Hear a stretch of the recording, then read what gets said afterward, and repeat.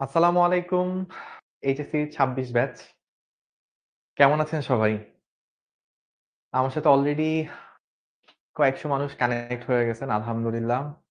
সালাম জানাইছি যে শ্রাবন্তী হালদার, রিতা, ড্রিম, ডিএমসি, জান্নাতুল, মিমি, সানজিদা, রাফিয়া, সেজুতি, জান্নাতুল, ইসরাত সব মেয়েদের নাম। ছেলেরা নাই। ছেলেরা ভাইয়াকে পছন্দ করে না। সারিকা, তারেক মনোয়ার, তাহতি, মিথিলা, মিথুন, নিঝুম, আরজু, তাহসিন, আমেনা, শুভ, শিবা, কুন, সাদ, সুবহানা অনেকে কানেক্ট হয়েছেন। আলহামদুলিল্লাহ ভাইয়া ভালো আছি। জানতে চাইছিলেন যে ভাইয়া কেমন আছেন? আলহামদুলিল্লাহ ভাইয়া ভালো আছি। এবং আশা করি আপনারাও অনেকে ভালো আছেন। সবাই ভালো আছেন। অনেক ভালো আছেন আশা করি। সালাম জানাইছেন অনেকে। ওয়ালাইকুম আসসালাম। তো আমার না আ এই জিনিসটা নিয়ে মাঝে মাঝে কষ্ট লাগতো। যে আমরা যখন কোয়ার্টার 1 শুরু করছি, ভেক্টর পড়তাম, কত মানুষ একসাথে লাইভ ক্লাস থাকতো। যত দিন যায় আস্তে আস্তে লাইভ ক্লাসের পরিমাণ মানে লাইভ ক্লাসে স্টুডেন্টের পরিমাণ কমতে থাকে। তো এমন কিন্তু না যে ওরা করছে না, ওরা ঠিকই কোর্সে আছে। কিন্তু সমস্যা যেটা হয় সেটা হচ্ছে যত সময় আগাতে থাকে, কলেজের বিভিন্ন পরীক্ষা-টরীক্ষা চালু হয়ে যায়। তো ওই পরীক্ষা-টরীক্ষা এত কিছুর মধ্যে লাইভ ক্লাসটা মেইনটেইন করতে অনেকেরই হচ্ছে যে কষ্ট হয়ে যায়। আমাকে অনেকেই পার্সোনালি মেসেজে জানায় যে, "ভাইয়া লাইভ ক্লাস করার অনেক ইচ্ছা ছিল। কিন্তু কলেজে ল্যাব আছে, কলেজে পরীক্ষা আছে। তারপর হচ্ছে বাসায় এই সমস্যা বা ওইটা হইছে লাইফে।" বিভিন্ন কারণে তারা লাইভ ক্লাস করতে পারে না। তো এইটা আল্লাহর পক্ষ থেকে একটা নেয়ামত যে আপনারা যারা লাইভ ক্লাস করতেছেন, এত ঝামেলা সবার লাইফে ঘটতেছে, আপনাদের লাইফেও নিশ্চয়ই অনেক ঝামেলা আছে। এরপরেও যে আপনারা লাইভ ক্লাসটা মেইনটেইন করতে পারতেছেন, এটা অনেক বড় একটা জিনিস। আমাকে যখন কেউ জিজ্ঞেস করে যে, "ভাই ইন্টার লাইফে ভালো করার মানে অনেকগুলা কারণ তো আছে, মানে সবথেকে স্ট্রং কারণ কোনটা?" আমার কাছে মনে হয় যে, যেদিনের পড়া ঐদিন শেষ করতাম। এর থেকে বড় কারণ মেবি আমার কাছে আর কোনটা নাই। আল্লাহ পাক সাহায্য করছে, চেষ্টা করছি, সবকিছুই আছে। বাট দিনেরটা দিনে করতাম। এইটা হচ্ছে অনেক বড় একটা জিনিস ছিল। সো এই যে আপনার লাইভ ক্লাস যারা করতেছেন তাদের কাছে আমি জানি না কতটুকু বাট আই থিংক হয়তো পারফেক্টলি শেষ হয় নাই। ভেক্টর হয়তো আপনি এখনো পারফেক্টলি পারেন নাই। এখনো অনেক কিছু আপনার কাছে অস্পষ্ট আছে। ভাই অ্যাডমিশন পরীক্ষা দিয়ে যেই ছেলেটা বুয়েটে ফার্স্ট হইছে, ওরে যায়া জিজ্ঞেস করেন এখনো ভেক্টরের অনেক কিছু ও নিজেও পারে না। আমার কথাটা আপনি কোট করে নিতে পারেন। যেই ছেলেটা বুয়েটে ফার্স্ট হইছে, ওরে যেয়ে জিজ্ঞেস করেন এখনো এমন অনেক কিছু আছে ভেক্টর চ্যাপ্টারে যেটা ও পারে না। ওর কাছেও কনফিউশন আছে। তো কনফিউশন কখনোই 100% মানে আপনার ক্লিয়ার হবে না। 100% কখনোই আপনি জানতে পারবেন না। আপনি ইন্টার পাস করার ১০ বছর ধরেও যদি আপনি ফিজিক্স নিয়ে পড়ে থাকেন, তাও দেখবেন আপনার ভেক্টরে, নিউটন মেকানিক্স এ অনেক নতুন জিনিস আসবে যেটা আপনি জানেন না।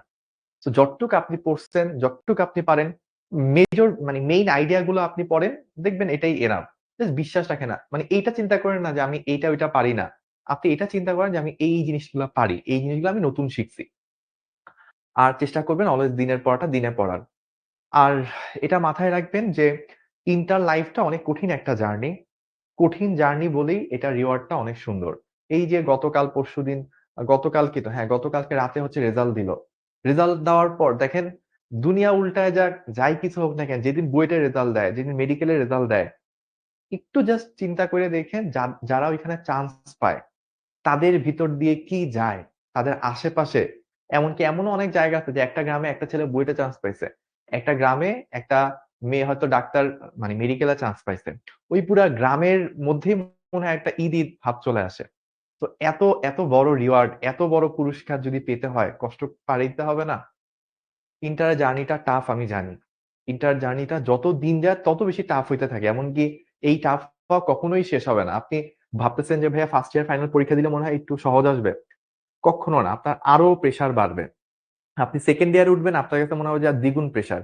টেস্ট পরীক্ষা দিবেন, তখন আপনার মনে হয় ভাই ৩ মাসের মধ্যে পুরা বই শেষ করা লাগবে। ফার্স্ট ইয়ারে সব তো ভুলে গেছি। আরো প্রেশার।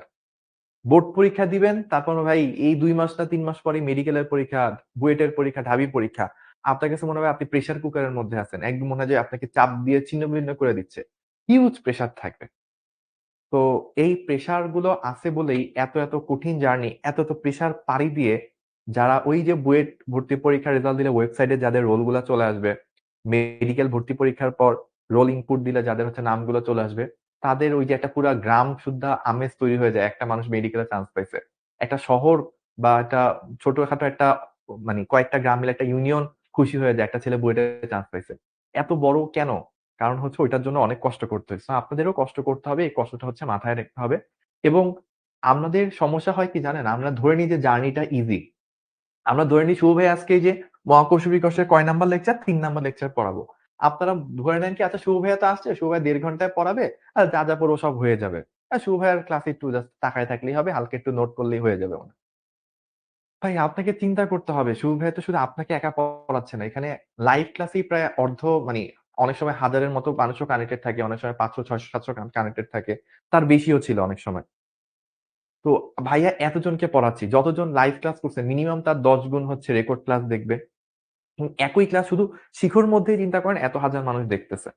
তাহলে শিখর বাইরে চিন্তা করেন, পুরো বাংলাদেশ মিলে চিন্তা করেন। সবাই এই মহাকর্ষ অভিকর্ষে আমি আজকে কি পড়াবো দেখেন। এই যে আমি আজকে অভিকর্ষ কেন্দ্র পড়াবো, মহাকর্ষ ক্ষেত্র প্রাবল্য পড়াবো। তো আপনি চিন্তা করেন আপনার মতো আরো কয়েক লক্ষ মানুষ এই সেইম টপিকটা পড়বে। সো এই টপিকের মধ্যে প্রত্যেকটা টপিক যা কিছু আপনি পড়তেছেন আপনাকে চিন্তা করতে হবে ওই টপিকটা আমাকে এমনভাবে পড়তে হয় যেন পুরো বাংলাদেশের মধ্যে যদি আমাকে এই জিনিসটা নিয়ে কম্পিট করা হয়, একটা প্রশ্ন করা হয়, ছুড়ে দেওয়া হয় পুরো বাংলাদেশের সব ইন্টার স্টুডেন্টদের মধ্যে, তাও যেন আমি পারতে পারি। ওই লেভেলের সিনসিয়ারিটি, ওই লেভেলের কম্পিটিশনকে মাথায় নিয়ে পড়তে হবে। আপনাকে মাথায় রাখতে হবে ভাই আমার এই জার্নিটা অনেক কঠিন একটা জার্নি। এটা এমন না যে ভাইয়া আসলো পড়াইলো আমি ২ লাইন লিখলাম হয়ে গেল। এত সহজ হলে তো সবাই বুয়েটে চান্স পাইতো। এত সবাই হলে তো সবাই ডাক্তার হইতো। হয় না কেন? বিকজ ব্যাপারটা কঠিন। সো শুধু ভাইয়া আসলো পড়াইলো চলে গেল, আমার শেষ হয়ে গেল। ব্যাপারটা এমন না। ভাইয়া এফোর্ট দিবে, আমিও এফোর্ট দিব। আমি কিছু জিনিস ক্লাসে পারবো, কিছু জিনিস আমাকে প্র্যাকটিস করতে হবে। অবশ্যই এক্সাম গুলো দিতে হবে। এক্সাম দিয়ে নিজেকে ইমপ্রুভ করে আমি শেষ পর্যন্ত যে অনেক ভালো কিছু একটা করব। এই ব্যাপারগুলো হচ্ছে মাথায় রাখতে হবে। যদি আপনি মাথায় রাখেন তাহলে দেখবেন আপনার এই কঠিন জার্নিটাই আপনি এনজয় করবেন। আর এই জার্নিটা ইন্টার আপনার কাছে খুব অসহ্য মনে হবে, খুব বিরক্ত মনে হবে। আপনার কাছে মনে হবে যে ধুর পড়াশোনাটাই ছেড়ে দিই। এই লেভেলে আপনি চলে যাবেন। কখন? আপনি যখন মনে করে নিবেন যে ভাই আমি তো ওই 9-10 এর মতো একটু পড়লেই হয়ে যাবে। এইটা চিন্তা করে রাখবেন, আপনি পড়তে যাবেন দেখবেন আপনার কিছুই হয় না।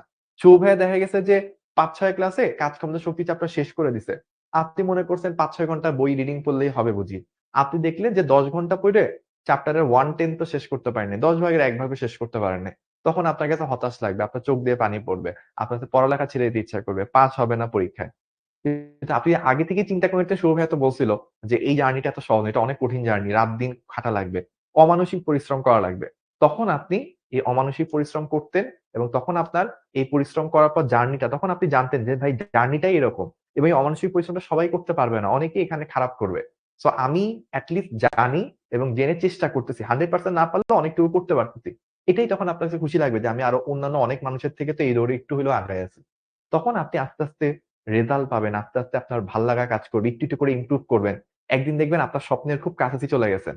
হয়তো একদিন বুয়েট রেজাল্ট দিছে, আপনার নামটাও চলে আসবে। মেডিকেল রেজাল্ট দিছে, আপনার অ্যাপ্রন জড়ানোর যেই স্বপ্নটা ছিল সেই স্বপ্নটা বাস্তব হয়ে যাবে। তো এটার জন্য অনেক এফোর্ট দিতে হয়। তো মাঝে আমাদেরকে এই কথাগুলো বলতে হয় এই কারণে যেন আপনারা একটু আবার সতেজ হয়ে ওঠেন। অনেকদিন হয়ে গেছে আপনারা হচ্ছে যে আপনাদের যেই লক্ষ্য, যেই ড্রিম, যে উদ্দেশ্য নিয়ে ইনটা শুরু করছিলেন, সেই উদ্দেশ্য থেকেই হয়তো এত প্রেশার, এত ডলার খাইছেন যে উদ্দেশ্য থেকেই আপনি ছিটকে অনেক দূরে চলে গেছেন। সো ওই যে বলে না যে মানুষ দুনিয়াতে আসার পর সে অর্থ, সম্পদ এই সেই এগুলোর প্রতি এত বেশি ঝুঁকে যায় যে সে যে মানে একবার যে তাকে মরতে হবে, মরার পর যে একটা আখিরাত সে ফেস করবে, ওটার জন্য যে তার ভালো আমল নিয়ে যে দুনিয়া থেকে বিদায় নিতে হবে, এই কথাটাই সে ভুলে যায়। সো এইজন্য কি করা লাগে? কিছুদিন পরপরই হচ্ছে বা পারলে যত দ্রুত সম্ভব অল্প কিছু সময় পরপরই হচ্ছে মৃত্যুর পরের কথাটাকে চিন্তা করতে হয়। তখন আর মানুষের ওই ঘুষ খাওয়ার চিন্তা মাথায় আসে না। তখন মানুষের অসৎ অশ্লীলতার দিকে যাওয়ার চিন্তা মাথায় আসে না। তখন মানুষ ভালো থাকতে চায় বা ভালো থাকার চেষ্টাটা করে। তো আপনাকেও মাথায় রাখতে হবে যে ১-১.৫ বছর পর এই যে ২৪ ব্যাচের ভাইয়ারা আজকে রেজাল্ট পেল, এরকম রেজাল্টটা আমিও কিন্তু ১-১.৫ বছর পর পাবো। তো ওই রেজাল্টের দিনগুলার কথা মাথায় রাখতে হবে। এটাতে ভালো করলে কি পাবো? আর যদি করতে না পারি, স্বপ্ন যদি হাতছাড়া হয়ে যায়, তাহলে কতটুকু কষ্ট পাবো? সেই কষ্টটার কথা বারবার প্রতি রাতে চিন্তা করবেন। তারপর দেখবেন পড়ালেখা ওই যে হচ্ছে না, ভাল লাগতেছে না, ছেড়ে দিব। ওই ব্যাপারগুলো তখন না মাথা থেকে অনেকটুকু সরে যাবে। তো আর কথা না বাড়াই আমরা পড়াশোনাতে ফেরত আসি। সো আমি ১ম এ দেখব হচ্ছে ফিরে দেখা। সো ফিরে দেখার মধ্যে আমরা যেটা দেখব সেটা হচ্ছে আমরা সো ফার কি জিনিস পড়ছি সেই ব্যাপারগুলো আমরা একটু দেখব। আমরা এই চ্যাপ্টারে এর আগে ২ টা ক্লাস নিছিলাম। একটা ক্লাসে আমরা মহাকর্ষ সূত্র পড়ছিলাম। F is equals to G m1 m2 by D square, কোনো বইয়ে আর স্কোয়ার, এই ব্যাপারগুলো কি এগুলো দেখছিলাম। তারপর হচ্ছে আমরা অভিকর্ষ ত্বরণ G is equals to G M divided by R square, সেটা দেখছিলাম। আর কোথাও বড় হয় কোথাও ছোট হয় এই ব্যাপারগুলো আমরা দেখছিলাম, যে মেরু অঞ্চলে কি হয় আর ছোট, ফলে অভিকর্ষ ত্বরণ বড় 9.80 এর মতো চলে আসে। তারপর বিষুব অঞ্চলে আর অনেক বড়, ফলে জিটা অনেক ছোট 9.78 এর মতো চলে আসে। তারপর আমরা দেখছিলাম পৃথিবী থেকে উঁচু কোনো স্থানে জি প্রাইম কত আসে, G M divided by R plus H তার স্কোয়ার, এগুলো আমরা দেখছিলাম। তারপর আমরা দেখছিলাম কি পৃথিবীর ভেতরে কোথাও, সেখানে দেখছিলাম 4/3 পাই রো জি স্মল আর, চাইলে আপনি এটাও বলতে পারেন, অথবা 4/3 pi rho G R minus H, এটাও বলতে পারেন। আবার এটাকে এভাবে লেখা যায় G into R divided by R plus H তার স্কোয়ার, এই ফর্মেটে লেখা যায়। এইটাকে চাইলে এই ফর্মেটেও লেখা যায় G into 1 minus H by R, বা G into small R by capital R. অনেক অনেক ফরম্যাট আছে, আমরা এই ফরম্যাট গুলা দেখছিলাম, তাই না? তারপর আমরা আর কি দেখছিলাম, আর দেখছিলাম হচ্ছে জি, জি এর আরেকটা দেখছিলাম যে ল্যামডা অক্ষাংশে জি এর মান কত আসে, জি মাইনাস ওমেগা স্কোয়ার আর কল স্কোয়ার ল্যামডা। ঠিক আছে, আমরা এই ব্যাপারগুলো সোফার পড়ে আসছি। তো আজকে আমরা কি দেখব? আজকে আমরা, এবং ল্যামডা মনে আছে যে ল্যামডা কি ছিল, অক্ষাংশ, পৃথিবীর আহ্নিক গতির কারণে যে অভিকর্ষ ত্বরণ যে কমে যায়, সেই ব্যাপারগুলো আমরা এখানে পড়াশোনা করে আসছিলাম। ভাইয়া আমি আগে ক্লাসটা অর্ধেক করেছিলাম, এখন কি ক্লাসটা বুঝতে সমস্যা হবে? পুরাটা করে আসলে ভালো হইতো, বাট চেষ্টা করবেন। আই থিঙ্ক 80-90% আপনি ধরে ফেলতে পারবেন, সমস্যা নেই। এই চ্যাপ্টারে কয়টা ক্লাস হবে? অ্যারাউন্ড 7টা, আমার যতটুকু মনে পড়ে, হয়তো 1-2টা কম বেশ হইতে পারে। শিখর একাডেমিকের সাথে ছিল, হ্যাঁ চান্স পাইছে, অনেকেই চান্স পাইছে। ফিজিক্স বুক পড়া কি লাগবে? বই পড়া অবশ্যই দরকার, অ্যাটলিস্ট একটা বই, সাধারণ তপন স্যার বা ইতাক স্যারের বই একবার হলেও রিডিং করা আপনার দরকার। ভাইয়া হোমওয়ার্ক একটাও বুঝতে পারিনি, কোনো সমস্যা নেই, যে কয়টা পারতেন একটা যদি পারেন একটাই এনাফ, যদি একটাও না পারেন তাও সমস্যা নেই। চ্যাপ্টার যেদিন শেষ করব ওই দিন 1 নাম্বার ক্লাস থেকে লাস্ট ক্লাস পর্যন্ত যে কয়টা হোমওয়ার্ক দিল ওই সময়টা আরেকবার যেগুলো পারেন নাই ট্রাই করবেন। চ্যাপ্টার শেষ করার পরেও যদি না পারেন তখন হচ্ছে আপনার মন খারাপ করবেন, বা না পারলে গ্রুপে দিবেন, ঠিক আছে? মোহাম্মদ নাজিব বলছে, আচ্ছা ওর কমেন্টটা একটু, নাজিবের কমেন্টটা আমরা একটু বলি, সবাই এটা একটু ফলো করবেন। ভাই আমাদের গ্রাম থেকে এখনো কেউ বুয়েট মেডিকেলে চান্স পায়নি, তো ভাইয়া দোয়া করতেছি যে এই যে নাজিব কমেন্ট করলো, নাজিব হয়তো ওর গ্রাম থেকে প্রথম ব্যক্তি হবে যে বুয়েটে অথবা মেডিকেলে চান্স পাবে। এবং ওই দিন নাজিব এসে আমাদেরকে শিখতে এসে বলে যাবে, শুধুমাত্র অনলাইনে মেসেঞ্জারে হোয়াটসঅ্যাপে নক দিবে না, নাজিব এসে ডিরেক্টলি আমাদের শিক্ষা অফিসে আসবে, গুলশানে আসবে, এসে আমাদেরকে বলে ভাইয়া ওই যে একাডেমিক স্টুডেন্ট ছিলাম, আমার গ্রাম থেকে প্রথম মানুষ হিসেবে, প্রথম ব্যক্তি হিসেবে আমি বুয়েটে বা মেডিকেলে চান্স পেয়ে দেখাইছি। তো এটা হচ্ছে নাজিবের কাছ থেকে ভাইয়াদের প্রত্যাশা, এবং ভাইয়াদের পক্ষ থেকে দোয়া পাওয়া, এটা হচ্ছে নাজিবের অধিকার। আমি জানি এরকম আরো অনেক নাজিব আমাদের সাথে ক্লাসে লাইভে আছে, বা সামনে রেকর্ডেও থাকবে ইনশাল্লাহ। এই যে দেখছেন নাজিব, আপনার ফ্রেন্ডরাও কিন্তু দোয়া করে দিচ্ছে। ওকে, তাহলে আমরা আজকের পড়া, আজকে আমরা কি কি পড়বো? আজকে আমরা যেটা পড়বো, প্রথম জিনিসটা হচ্ছে সেন্টার অফ গ্র্যাভিটি।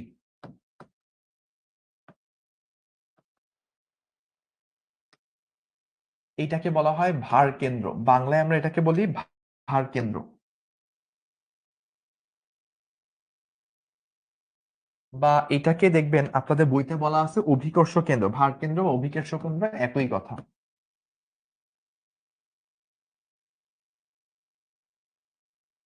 তো বইয়ের মতো করে সংজ্ঞা থাকবে, বাট আপনারা যারা ভাইয়ের সাথে 3 কোয়ার্টার ধরে আছেন তারা অলরেডি জানেন যে ভাই আসলে বইয়ের মতো করে একদম ওয়ার্ড বাই ওয়ার্ড বলা এটা পছন্দ করি না। প্রতিটা জিনিস বইতে যেভাবে বলা আছে আমি একটু ভিন্নভাবে কথাটা বলি, ইজিলি যেন আপনার মাথায় থাকে সেটা চেষ্টা করি। তাহলে মাথায় রাখবেন, যে বিন্দু দিয়ে যে বিন্দু দিয়ে বস্তুর মোট ওজন ক্রিয়া করে, বস্তুর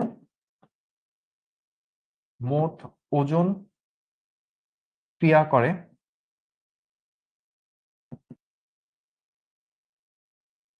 তাকে বা সেই বিন্দুকে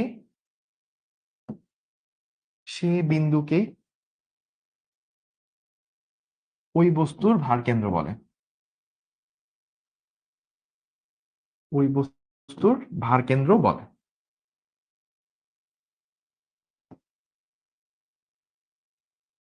তাহলে কি বললাম, যে বিন্দু দিয়ে বস্তুর মোট ওজন ক্রিয়া করে সে বিন্দুকে ওই বস্তুর ভারকেন্দ্র বলে। এবার চলেন দেখি যে এখানে কি বলছে। একটি বস্তুকে যেভাবেই রাখা হোক না কেন, কোন বস্তুর ভিতরে অবস্থা যে বিন্দুর মধ্যে দিয়ে বস্তুর মোট ওজন ক্রিয়া করে সেটাকেই বস্তুর অভিকর্ষজ কেন্দ্র বা ভারকেন্দ্র বলে। এখন আমরা এই জিনিসটাকে একটু বোঝার চেষ্টা করি। ভাইয়া অন্য কোনো কালারের কলম আছে? একটু নীল কলমটা একটু দিয়ে। হ্যাঁ, ঠিক আছে, সমস্যা নেই, দেয়া লাগবে না। তো আমরা এই ব্যাপারটা একটু বোঝার চেষ্টা করি। হ্যাঁ, যে এইটা একটা বস্তু, আমার সামনে একটা কলম আছে। তো কলমটা দিয়ে আমরা একটু টেস্ট করব যে কোন বিন্দু দিয়ে বস্তুর মোট ওজন ক্রিয়া করে।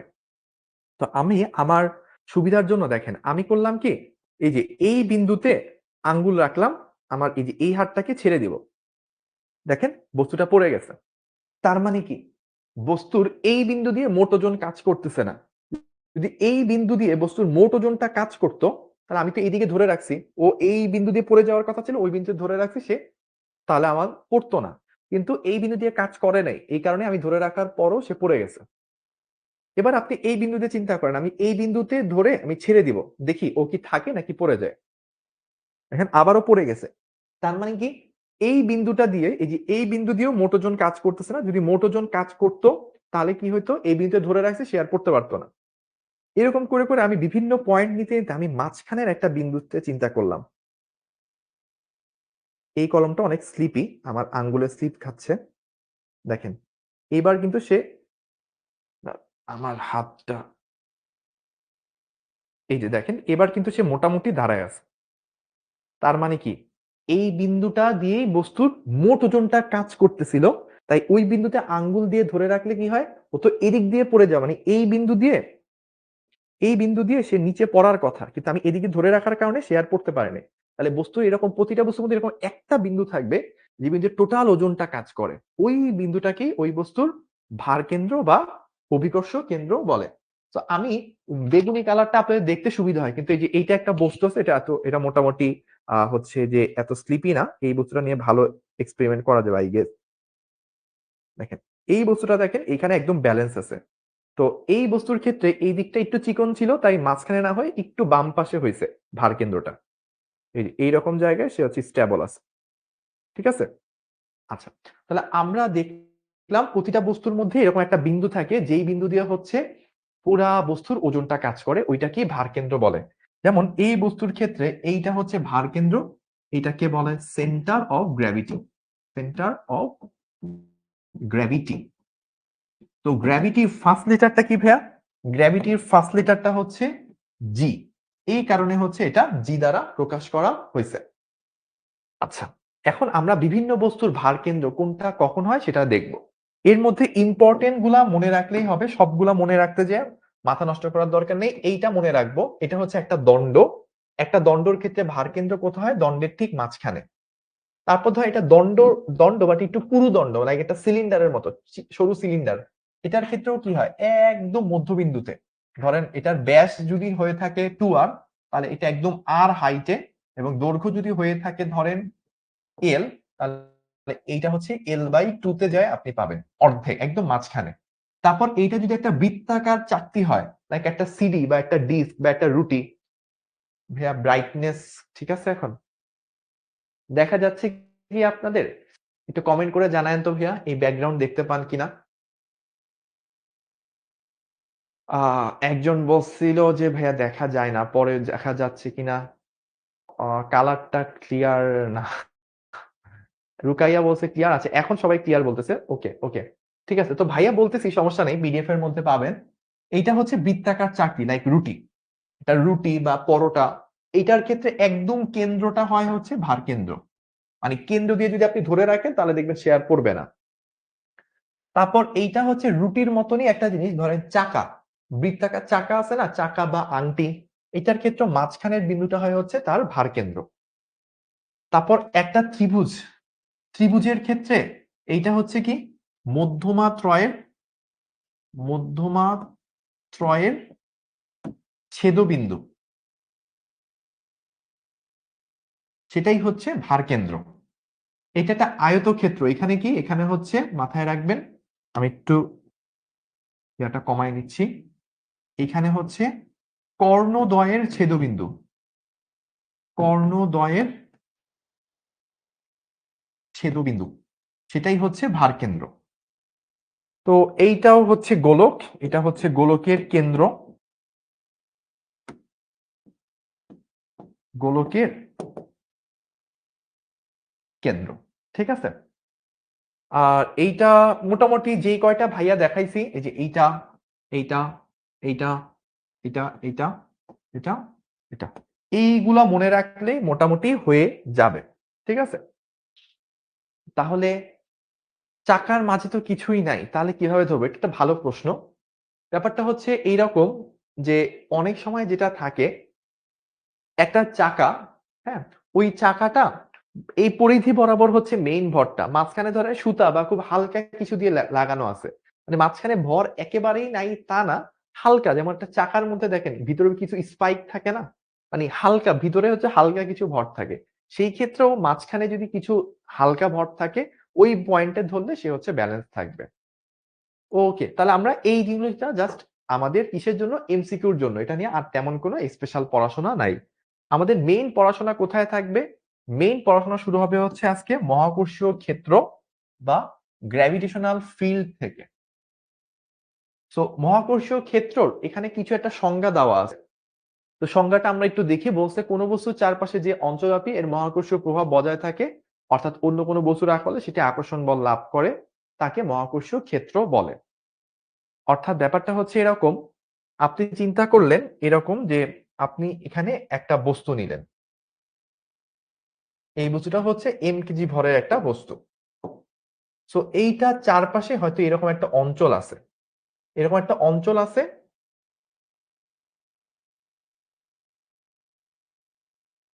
তো এটা চারপাশে এরকম একটা অঞ্চল আছে।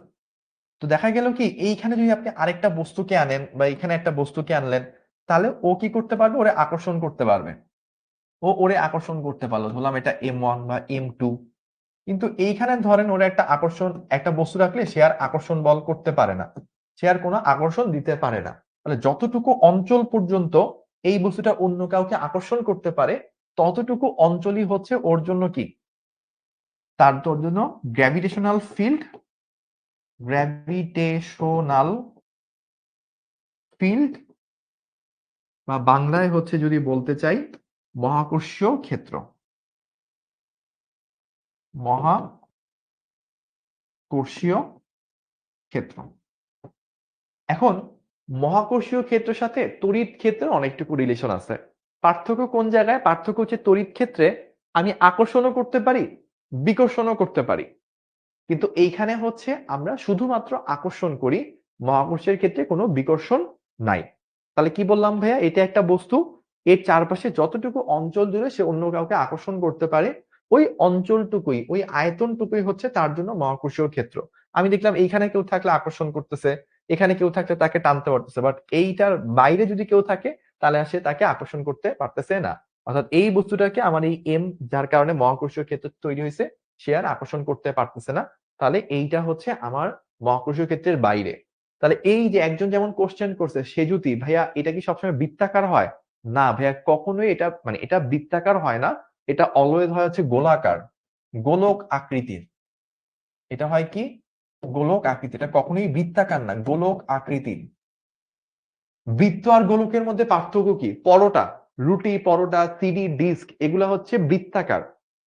পৃথিবী গোলাকার, ফুটবল গোলাকার, ঠিক আছে, আপনার মাথাটা গোলাকার। তো এইগুলো হচ্ছে গোলাকার। তো মহাকর্ষীয় ক্ষেত্রটা হয় আপনার মাথার মতো বা পৃথিবীর মতো বা ফুটবলের মতো, 3D নট 2D। তাহলে আমরা এইটুকু বুঝলাম। এবার একটা জিনিস আমরা দেখব, সেটা হচ্ছে মহাকর্ষীয় ক্ষেত্রের সকল বিন্দুতে, মহাকর্ষীয় ক্ষেত্রের সকল বিন্দুতে কি মহাকর্ষীয় ক্ষেত্রের স্ট্রেংথটা সেম হয়? আমি আরেকবার একটু প্রশ্নটা বলি। ধরেন আমি তো বললাম যে পুরোটাই হচ্ছে আমার মহাকর্ষীয় ক্ষেত্র বা গ্র্যাভিটেশনাল ফিল্ড। এখন আপনি ভাই একটু চিন্তা করেন, আপনি যদি এই পয়েন্টে কোনো একটা বস্তু রাখেন, ধরলাম এ পয়েন্টে একটা বস্তু রাখলে ও যেই পরিমাণ আকর্ষণ বল লাভ করবে, আপনি যদি এ পয়েন্টে না রেখে বি পয়েন্টে রাখেন, তাহলে কি আকর্ষণ বল বেশি হবে নাকি কম হবে? অর্থাৎ এ পয়েন্টে একটা বস্তু রাখলে সে বেশি টান খাবে নাকি বি পয়েন্টের বস্তুটা বেশি টান খাবে? অ্যান্সার অবশ্যই যে যদি আমাকে জিজ্ঞেস করে কোনটি বেশি বল বেশি আকর্ষণ অনুভব করবে,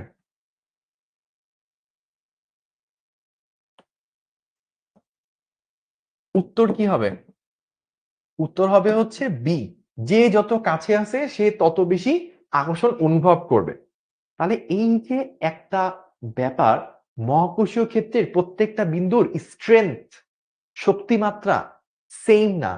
এক একটা বিন্দুর স্ট্রেংথ হচ্ছে এক এক রকম। কি বললাম ভাইয়া? এক একটা বিন্দুর স্ট্রেংথ এক এক রকম। তো মহাকর্ষীয় ক্ষেত্রে কোন একটা বিন্দুর স্ট্রেংথ মাপা যায় দুই ভাবে। কি বললাম ভাইয়া? মহাকর্ষীয় ক্ষেত্রের কোন একটা বিন্দুর স্ট্রেংথ মাপা যায় দুই ভাবে।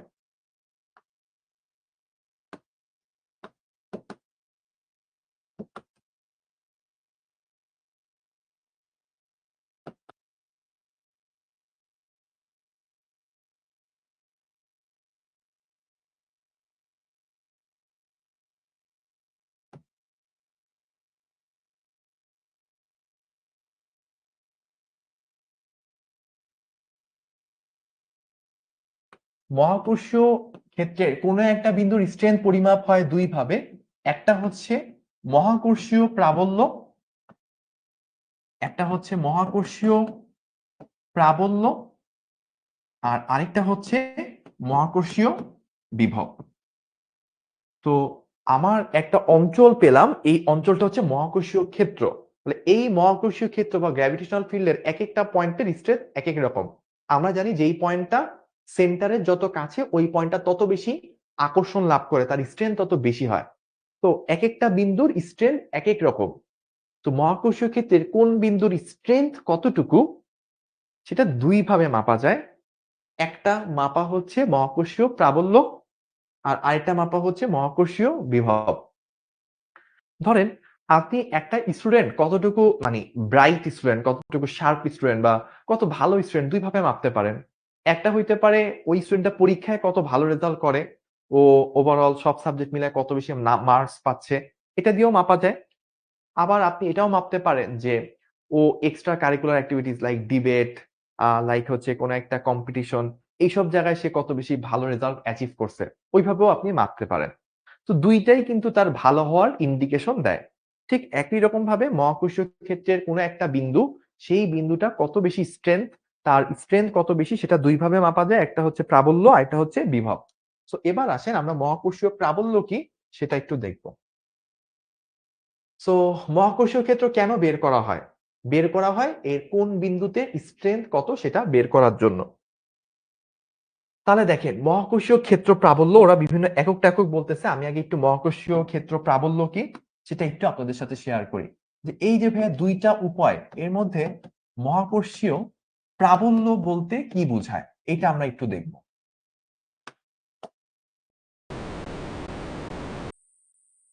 মহাকর্ষীয় প্রাবল্য বলতে ধরেন আপনি একটা মহাকর্ষীয় ক্ষেত্র নিলেন।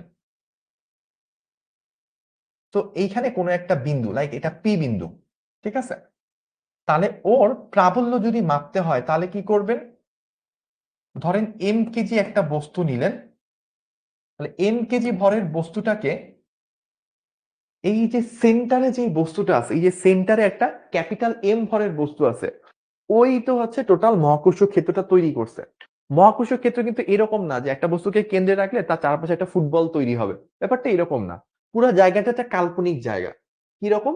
যে একটা বস্তুকে যদি এখানে রাখি, তার চারপাশে কতটুকু জায়গার মধ্যে অন্য একটাকে রাখলে আকর্ষণ করবে, ওই জায়গাটাকে আমরা একটা গোলকের মতো কল্পনা করে নিচ্ছি, এবং ওই কাল্পনিক গোলকটাকে আমরা এই বস্তুর মহাকর্ষীয় ক্ষেত্র বলতেছি। এখন এই বস্তুর মহাকর্ষীয় ক্ষেত্রের মধ্যে এইটা একটা বিন্দু, এই বিন্দুর স্ট্রেংথ কত বেশি সেটা মাপার একটা ওয়ে হচ্ছে মহাকর্ষীয় প্রাবল্য। এইটা কি? এটা হচ্ছে মহাকর্ষীয় ক্ষেত্রের কোনো বিন্দুতে, মহাকর্ষীয় ক্ষেত্রের কোনো বিন্দুতে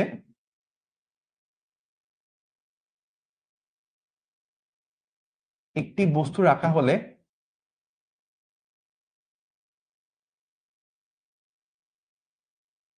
সেটি কত জোরে ধাক্কা খাবে, সেটি কত জোরে ধাক্কা খাবে তাই ওই বিন্দুর প্রাবল্য। তাহলে ভাইয়া কি বললাম, আমি আমার মহাকর্ষীয় ক্ষেত্রের কেউ আমাকে এসে বলল যে ভাই আচ্ছা তোমার তো এটা মহাকর্ষীয় ক্ষেত্র, এই ক্ষেত্রের মধ্যে এই বিন্দুর স্ট্রেংথ কতটুকু। তো আপনি বললেন এই বিন্দুর স্ট্রেংথ দুই ভাবে মাপা যায়, একটা প্রাবল্য একটা বিভব। তো আপনি কোনটা জানতে চান। তখন সে আপনাকে উত্তর দিল ভাই আমি প্রাবল্যকে সেটা জানতে চাই। তখন সে বলল যে ভাই এই বিন্দুতে একটা বস্তুকে রাখলে, কেজি ভরের একটা বস্তুকে রাখলে সেই বস্তুটা কত জোরে ধাক্কা খাবে সেটাই হচ্ছে ওই বিন্দুর মহাকর্ষীয় প্রাবল্য। ও যত বেশি জোরে ধাক্কা খাবে তার মহাকর্ষীয় প্রাবল্য তত বেশি। এখন এই বস্তুকে যদি এখানে না রেখে আরেকটু কাছে রাখেন তাহলে কি ধাক্কা আরো জোরে খাবে, তার মানে এই কাছাকাছি বিন্দুর প্রাবল্য আরো বেশি হবে। আপনি যত সেন্টারের কাছে আসবেন সে তত জোরে ধাক্কা খাবে, তার প্রাবল্য তত বেশি হবে। এখন ও আপনাকে একটা কথা বলবে যে ভাই তাহলে বুঝলাম যে যত কাছাকাছি আসবে সে তো তত জোরে ধাক্কা খাবে, কিন্তু এইটাও তো হইতে পারে যে ভাই আমি এই বিন্দুতেই আছি, একটা নির্দিষ্ট বিন্দুতে তো আমার প্রাবল্যটা সেম হওয়ার কথা, একটা নির্দিষ্ট বিন্দুর স্ট্রেংথটা সেম হওয়ার কথা। তো ধরেন এই বিন্দুতে আমি অন্তর্ভাইকে রাখলাম, আপনাদের ওই যে বায়োলজি পড়ায় অন্তর্ভাইকে রাখা হলো। তো সে দেখা যাবে এদিক দিয়ে হালকা একটু জোরে ধাক্কা খাবে, কারণ তার ভর তো কম। কিন্তু আপনি যদি এখানে এনাম ভাইকে রাখেন, ওই একই বিন্দুতে এনাম ভাইকে রাখতেন, তাহলে সে মানে ধাক্কা বলতে ভিতরের দিকে ধাক্কা খাওয়া আর কি। এখানে আপনি অন্তর্ভাইকে রাখবেন, সে ভিতরের দিকে হালকা পরিমাণ ধাক্কা খাবে। কিন্তু আপনি যদি এইখানে এনাম ভাইকে রাখেন, ধুম করে অনেক জোরে একটা বল পাবে না, কারণ এনাম ভাইয়ের তো ভর বেশি। তাহলে আপনি বলেন ভাই এক একজনকে রাখলে তো এক এক পরিমাণ ধাক্কা খাবে, তাইলে আপনি তো একই বিন্দুর শক্তি তো একই রকম আসবে। তখন এইটা শোনার পর বিজ্ঞানী বলল আচ্ছা ঠিক আছে এটা তো আসলেই সত্য কথা, তাহলে আমরা কি করব। তখন বলা হইলো যে ভাই ওই আপনাদের অন্তর্বাহের বডির প্রতি 1 কেজি যতটুকু পরিমাণ ধাক্কা খাবে, ওই বিন্দুতে এনাম ভাইকে রাখা হইলে এনাম ভাইয়েরও প্রতি 1 কেজিতে কিন্তু একই পরিমাণ ধাক্কা খাবে, তাই না। কারণ ধরেন যদি আমি 1 কেজি করে দিই, তাহলে এই বিন্দুতে ওই 1 কেজিটা সবসময় এটা এনাম ভাইয়ের 1 কেজি হোক, অন্তর ভাইয়ের 1 কেজি হোক, আপনাদের শাওন ভাইয়ার 1 কেজি হোক, যে কোনো ভাইয়ার 1 কেজি হোক না কেন, যেহেতু 1, এই বিন্দুতে যে কোনো বস্তুর 1 কেজি রাখি না কেন একই পরিমাণ ধাক্কা খাবে। তাহলে এইখানে এনাম ভাইরে দিয়ে টেস্ট করলো এই বিন্দুর শক্তি যা আসবে, অন্তর ভাইরে টেস্ট করলো এই শক্তি তাই আসবে, আপনাদের শাওন ভাইয়ের জন্য টেস্ট করলো এখানে শক্তি তাই আসবে। তাহলে আচ্ছা ঠিক আছে, তাহলে আমরা বুঝলাম যে মহাকর্ষীয় ক্ষেত্রে কোন বিন্দুতে একটি বস্তুর রাখা হলে সেটি প্রতি কেজিতে, প্রতি 1 কেজিতে কত জোরে ধাক্কা খাবে তাই ওই বিন্দু প্রাবল্য। ঠিক আছে, প্রতি 1 কেজিতে কত জোরে ধাক্কা খাবে সেটাই হচ্ছে ওই বিন্দুর প্রাবল্য। তাহলে আমি যদি বলি কেজি ভরের বস্তু ধাক্কা খাইতে হচ্ছে এফ বলে, তাহলে প্রতি 1 কেজি ভরের বস্তু ধাক্কা খাবে কত বলে, F/m। তো প্রতি 1 কেজি ভরের বস্তু কত বলে ধাক্কা খায় এটাই হচ্ছে মহাকর্ষীয় প্রাবল্য। এই জিনিসটাকে আমরা বলতেছি কি মহাকর্ষীয় প্রাবল্য। ঠিক আছে, এইটাই হচ্ছে সেই মহাকর্ষীয় প্রাবল্য। এখন আপনি বললেন ভাই ঠিক আছে মহাকর্ষীয় প্রাবল্য বুঝলাম, যে প্রতি কোন একটা বিন্দুতে মানে মহাকর্ষীয় ক্ষেত্রে কোন একটা বিন্দুর মহাকর্ষীয় প্রাবল্য বলতে বোঝায় ওই পয়েন্টে প্রতি 1 কেজি ভরের বস্তু কত জোরে আকর্ষিত হচ্ছে। ঠিক আছে ভাই, কিন্তু ভাই এই জিনিসটা দেখে না আমার মাথায় একটা অন্য জিনিস চিন্তা আসছে। কি চিন্তা, যে ভাই এফ চিন্তা করেন তো ভাই, এফ কি ছিল, এফ হচ্ছে ভাই G/m divided by R square. আমি যদি চিন্তা করি এই দূরত্বটা হচ্ছে আর, তাহলে নিচে কি এম দ্বারা ভাগ যায়, এম দ্বারা ভাগ যায়। এবার আপনি বললেন ভাই উপরের এম আর নিচের এম না কাটাকাটি চলে যায়। আচ্ছা ঠিক আছে, পরে বলে ভাই এই জিনিসটাকে না কই জানি দেখছিলাম, এই জিনিসটাকে জানি কই জানি দেখছিলাম, Gm/r²। ভাই এটা জানি কই কই দেখছি বলে মনে হচ্ছে, শুভ ভাই মনে হয় ক্লাসে পড়াইছিল। এই তো এইটাই হচ্ছে ওই আপনার মাথায় যেটা ক্লিক করছে সেইটা। এইটাই কি অভিকর্ষজ ত্বরণ।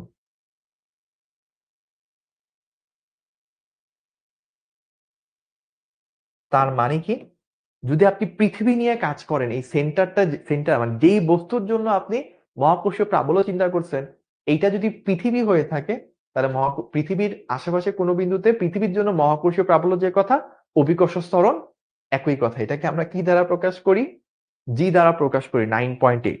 তাহলে পৃথিবীর, আমরা তো সাধারণত ভূপৃষ্ঠেই চিন্তা করি, তাই না? ভূপৃষ্ঠে বা ভূপৃষ্ঠের কাছাকাছি ওই সকল জায়গার ক্ষেত্রে মহাকর্ষীয় প্রাবল্য এবং অভিকর্ষ ত্বরণ একই কথা।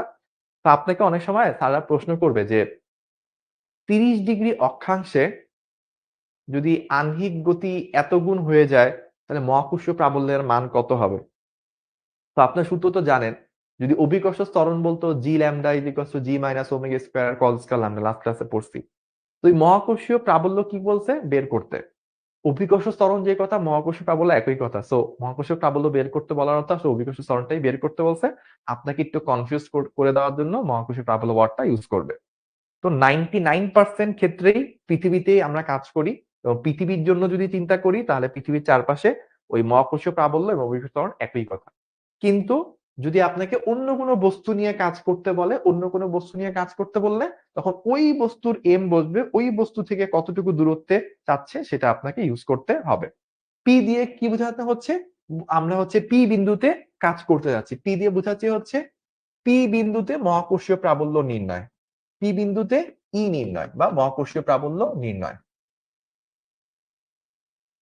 ঠিক আছে? এবং মহাকর্ষীয় প্রাবল্যকে আমরা কি দ্বারা প্রকাশ করতেছি? ই দ্বারা প্রকাশ করতে। এবং আরেকটা জিনিস মাথায় রাখবেন, মহাকর্ষীয় প্রাবল্য কিন্তু একটা ভেক্টর রাশি। মহাকর্ষীয় প্রাবল্য একটা ভেক্টর রাশি। কারণ কি, অভিকর্ষ ত্বরণ যেমন প্রতি 1 কেজি ভরের উপর কতটুকু বল, বল কি একটা ভেক্টর, তাই মহাকর্ষীয় প্রাবল্য একটা ভেক্টর। তো আমরা জাস্ট এই ভেক্টরটার মান কত সেটা বের করে রাখলাম। এটা দিক কোন দিকে? অলওয়েজ কেন্দ্রের দিকে। ই এর দিক অলওয়েজ সোর্সের দিকে। ই এর দিক অলওয়েজ সোর্স এর দিকে। সোর্স মানে হচ্ছে কেন্দ্র এর দিকে। ঠিক আছে? এইটাই হচ্ছে মোটামুটি আমাদের ইস্যু। তাহলে আমরা এইটুকু পর্যন্ত করে ফেললাম। মহাকর্ষীয় প্রাবল্য জিনিসটা যে কথা, আমাদের অভিকর্ষ ত্বরণ অলমোস্ট একই কথা। সো পৃথিবীর জন্য অভিকর্ষ ত্বরণ নিয়েই কাজ করতে পারেন, কিন্তু অন্য কোনো বস্তু হইলে আমরা এফ বাই এম টা বের করব, বা ওই বস্তুর ভর, ওই বস্তুর কেন্দ্র থেকে দূরত্ব, ওইভাবে হচ্ছে আমরা কাজ করতে পারবো। তাহলে মহাকর্ষীয় প্রাবল্যের এইটুকু জিনিস গেল। দেখেন এখানে একই জিনিস বলছে, একক ওই যে Newton per KG, Newton per KG বলতে পারেন বা মিটার পার সেকেন্ড স্কোয়ার বলতে পারেন, একই জিনিস। মাত্রা যদি বলতে চান metre per second square, so L per T square. So এই জিনিসগুলো আপনারা জানেন, এটা নতুন করে বলার কিছু নেই। এরপর কি আছে চলেন, মহাকর্ষীয় প্রাবল্য অভিকর্ষ ত্বরণ একই জিনিস। পৃথিবীর জন্য, পৃথিবীর জন্য ই যে কথা, জি একই কথা। তো এক্সট্রা করে বলার মতো আর কিছু নেই। পৃথিবীতে কেন মহাকর্ষীয় প্রাবল্য হবে, কেন্দ্র কেন নয়? এই যে, এই তো একটা বোকার মতো প্রশ্ন হয়ে গেল। আমার কেন্দ্রে আমি কেন কেন্দ্রে আমি কেন চিন্তা করব?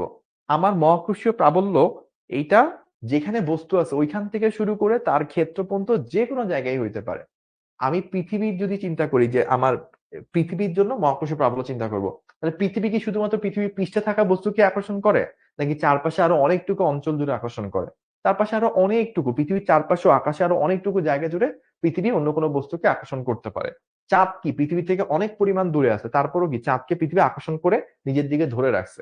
সো আমার একেবারে পৃথিবীতেই বস্তু থাকতে হবে এমন কোনো নেসিটি নাই। পৃথিবীতে থাকলেও হবে, এর বাইরেও থাকলে হবে, আশেপাশে যতটুকু জায়গা জুড়ে সম্ভব তার মধ্যে যে কোনো বিন্দুই হইতে পারে। সো আমি র্যান্ডমলি যে কোনো একটা বিন্দু পি বিন্দু নিছি। ঠিক আছে?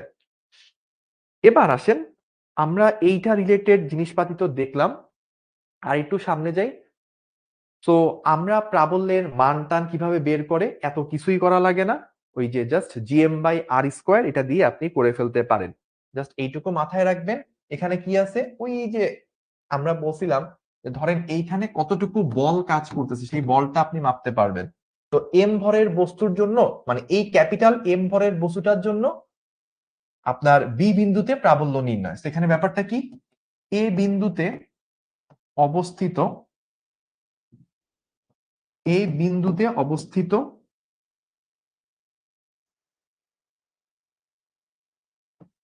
এম ভরের বস্তুর জন্য এম এর জন্য বি বিন্দুতে প্রাবল্য নির্ণয়। আমরা যেটা র্যান্ডম নির্ণয় করতেছি, খুবই সিম্পল, এটা কঠিন কিছুই না। আমরা কি জানি, এম ভরের বস্তুর উপর ধরেন বলটা হচ্ছে এফ, তাহলে 1 কেজি ভরের বস্তুর উপর বল কত? আচ্ছা, এটা একটু ডিটেলসে লিখে, আপনাদের তো অনেকের বুঝতে অসুবিধা হতে পারে। এম কেজি এর উপর বল এফ, অতএব 1 কেজি এর উপর বল এফ বাই এম, এটাই কি প্রাবল্য। এখান থেকে আমরা লিখতে পারি প্রাবল্য হচ্ছে এফ বাই এম। এফ কি ছিল? G M M divided by R square, নিচে আরেকটা এম। দেখেন কাটাকাটি যে এক্স্যাক্টলি সেম জিনিসে আসছে। কি আসছে সেটা? G M divided by R square. এটা দিক কোন দিকে? দিক হচ্ছে এম এর দিকে বা এম কেজি এর দিকে। ঠিক আছে, তাহলে আমরা স্ট্রেংথের বাংলা হচ্ছে শক্তিমাত্রা। কোন একটা পয়েন্টের স্ট্রেংথ কি, মানে কোন একটা পয়েন্টের শক্তি কত, ওই পয়েন্টে একটা বস্তুকে রাখলে কত জোরে ধাক্কা খাবে, কত জোরে আকর্ষিত হবে, সেটাই হচ্ছে ওই বিন্দুর স্ট্রেংথ। এবার একটা গাণিতিক সমস্যা, আমাকে বলছে এবিসিডি একটা বর্গক্ষেত্র, এটা ডি বিন্দুতে মহাকর্ষীয় ক্ষেত্র প্রাবল্যের মান কত। আচ্ছা, তাহলে এই প্রবলেমটা আমরা কিভাবে সলভ করব? দেখেন, আমাকে এই বিন্দুতে মহাকর্ষীয় প্রাবল্য বের করতে বলতে, তার মানে কি এই বিন্দুতে একটা 1 কেজি ভরের বস্তু রাখলে সে কতটুকু আকর্ষণ বা বিকর্ষণ বল লাভ করবে। এখানে তো কোনো বিকর্ষণ নাই, সবই আকর্ষণ। তাহলে খেয়াল করে দেখেন তো ভাইয়া, ডি বিন্দুতে যদি আমি একটা বস্তু রাখি, 1 কেজি ভরের বস্তু রাখি, তো আমি এখানে 1 কেজি ভরের বস্তু রাখতে হবে। এই 1 কেজি ভরের বস্তুকে এই এ বস্তুটা তার নিজের দিকে আকর্ষণ করবে, এটা হচ্ছে ই এ। আবার এই 5 কেজিটা তার দিকে আকর্ষণ করবে, এটা হচ্ছে ই বি। আবার ওই 3 কেজিটা কি করবে? ওই 3 কেজিটা আবার তার দিকে আকর্ষণ করবে, এটা হচ্ছে ই সি। তাহলে এই 1 কেজি মানে ডি বিন্দুতে একটা বস্তু রাখলে প্রতি 1 কেজিতে কতটুকু আকর্ষণ বল লাভ করে, সেটাই কি ওই বিন্দুর মহাকর্ষীয় প্রাবল্য। তাহলে 5 কেজিটা তাকে তার নিজের দিকে টানবে, ওই সি বিন্দুর দিকে টানবে, বি বিন্দুটা বি বিন্দুর দিকে টানবে। সবকিছু মিলায় কতটুকু হচ্ছে, সেটাই হচ্ছে আমার লব্ধি, যেটা হবে সেটাই হচ্ছে মহাকর্ষীয় প্রাবল্য। এখন দেখেন, আমরা ই এ এটা কি বের করতে পারি? অবশ্যই পারি। G M by R square কত হবে? ওই যে 6.673 10⁻⁻11। এম কত? এম হচ্ছে 5 কেজি। আর কত? আর হচ্ছে দেখেন বলা আছে প্রতিটা কত 10 মিটার করে বর্গক্ষেত্র। ঠিক আছে, তাহলে ডিভাইডেড বাই 10 স্কোয়ার। তাহলে এখান থেকে একটা মান বের হয়ে যাবে। দেখি আমরা মানটা কত আসে, বা আমরা মানটাকে জি আকারে রাখি, 5/100, তো জি বাই 20 আমরা জাস্ট ওইভাবে রাখি, জি বাই 20 এত নিউটন পার কুলম। ঠিক আছে, newton per coulomb, sorry coulomb তো না, কেজি, আমি ওই মহাকর্ষীয় স্থিরতরি চিন্তা করছি। নিউটন পার কেজি বা মিটার পার সেকেন্ড স্কোয়ার। আপনি যদি ই বি বলেন, সরি ই সি যদি বলেন, একদম same, G into 5 divided by 10 square. তো এখানেও সেম, আপনার G by 20 newton per KG. এইটার দিক কোন দিকে ছিল? একদম উপরের দিকে, যে ই এর দিক, এটার দিক কোন দিকে? একদম সি বিন্দুর দিকে। এবার আসেন ইসি। ইসি বের করার ক্ষেত্রে দেখেন এইটুকু ডিস্টেন্স আসলে কতটুকু হবে? এইটুকু যদি 10 হয়, এইটুকু যদি 10 হয়, তাহলে এই ডিস্টেন্সটা কি 10√2 হবে না? কেন? কারণ দেখেন, আপনি দেখেন এটা হচ্ছে DC, DC square plus CB square equals to কি ডিবি স্কোয়ার, পিথাগোরাস। তাহলে ডিবি ইকুয়ালস টু কত হবে? √10 square plus 10 square, that means 10√2। কর্ণটা হয় বাহুর √2 গুণ, ওইখান থেকে আসছে। তাহলে আপনি যদি বলেন যে ভাইয়া ইবি কত, ইবি এর মান হচ্ছে যে জি ইন্টু ভরটা 3, এখানে হচ্ছে 10√2 তার স্কোয়ার, তাহলে জি ইন্টু 3 ডিভাইডেড বাই 200। তো এখানে যা আসে সেটাই আমরা এভাবে রেখে দিই, এত নিউটন পার কেজি। তাহলে আমরা এই 3টা ভ্যালু মোটামুটি হচ্ছে বের করে রাখলাম, এইটা, এইটা আর এইটা। এখন দেখেন, এইবার কি করব, এবার হচ্ছে এই তিনটাকে লব্ধি করে দিলেই কাজ শেষ। এবার জাস্ট কাজ হচ্ছে এই তিনটাকে আমাদের লব্ধি করে দেওয়া লাগবে। এখন লব্ধি কিভাবে করতে হয় সেটা কি মনে আছে আপনাদের? তিনটা ভেক্টর, এইদিকে একটা ভেক্টর, এইদিকে একটা ভেক্টর, এইদিকে একটা ভেক্টর, এদিকে কি আছে ইবি, সরি ইএ, এইদিকে আছে ইএ, এইদিকে আছে ইসি, এইদিকে আছে ইবি। তিনটা ভেক্টরের মান জানেন, দিক জানেন, কারণ এই অ্যাঙ্গেলটা কত 45 ডিগ্রি। আপনি চাইলে ক্যালকুলেটরের মধ্যে বসাইলে অটোমেটিক্যালি করে ফেলতে পারেন, অথবা কারো যদি মনে হয় যে উপাংশ নিয়ে করবেন তাহলে আপনি এভাবে চিন্তা করতে পারেন, এইদিকে ই এক্স সবগুলো, এইদিকে হচ্ছে সবগুলো মিলে ই ওয়াই তৈরি হবে। তাহলে ই এক্স কত হবে? ই এক্স হবে হচ্ছে ই সি প্লাস ইবি কস 45 ডিগ্রি। আর ই এ তো লম্বভাবে আছে, তাহলে ওর এইদিকে কোনো উপাংশ নাই, ওর এইদিকে কোনো উপাংশ নাই। তাহলে এই দুইটা মিলে হচ্ছে আপনি ই এক্স পাবেন। আমি ই এক্সটা দেখি কত আসে। ই এক্সটার মধ্যে যদি আমি জি কমন নিই, তাহলে জি কমন নিলে ইসি কত আসে? ইসি হচ্ছে 1/20 প্লাস ইবি কত ছিল? ইবি ছিল হচ্ছে 3/200, 3/200 ইন্টু √2, এইটুকু চলে আসে আমার ই এক্স। আবার ই ওয়াই যখন আমি নিব, ই ওয়াই আমি যখন নিব তখন কি হবে? ই ওয়াই হচ্ছে দেখেন এই ইসি এর তো এদিকে কোনো উপাংশ নাই, টোটালটাই কি ই এর কারণে, তাহলে ই এ পাবে আর ই বি এর এদিকে একটা উপাংশ পাবো, সো ইবি সাইন 45 ডিগ্রি, এবং এটাও এক্স্যাক্টলি সেম হবে যা কিনা ই এক্স এর সমান। তাহলে এই দিকে যদি আমার যা আসে ওই দিকেও তা আসে, মানে ই এক্স আর ই ওয়াই এর মান যদি সমান আসে, তাহলে ফাইনাল লব্ধি ই কত হবে? ফাইনাল লব্ধি ই হবে হচ্ছে √ওভার E X square plus E Y square. আপনি এটা করে দেখবেন যে দুইটাই যেহেতু সমান, ই এক্স স্কোয়ার ইন্টু 2, তার মানে √2 ইন্টু ই এক্স, এইটাই হচ্ছে আপনার ফাইনাল অ্যান্সার। এবং এটার দিকটা কোন দিকে হবে? এই সবগুলা লব্ধি হবে হচ্ছে এই দিকে। কেন? কারণ হচ্ছে আপনার যেহেতু এইটা আর এটার মান সমান, এদের লব্ধি হবে একদম মাঝ বরাবর, এটাও তো এই দিকে, তাহলে সবগুলা মিলে আলটিমেট লব্ধিটা আপনার বি বিন্দুর দিকে হবে। তাহলে পুরো অঙ্কটা আমরা আরেকবার বলি, আর ই এক্স এর মানটা আমি বের করে বসাই দিই, তাহলে এখান থেকে আমার ফাইনাল মানটা কত হবে সেই মানটা আপনারা মিলাই নিতে পারবেন।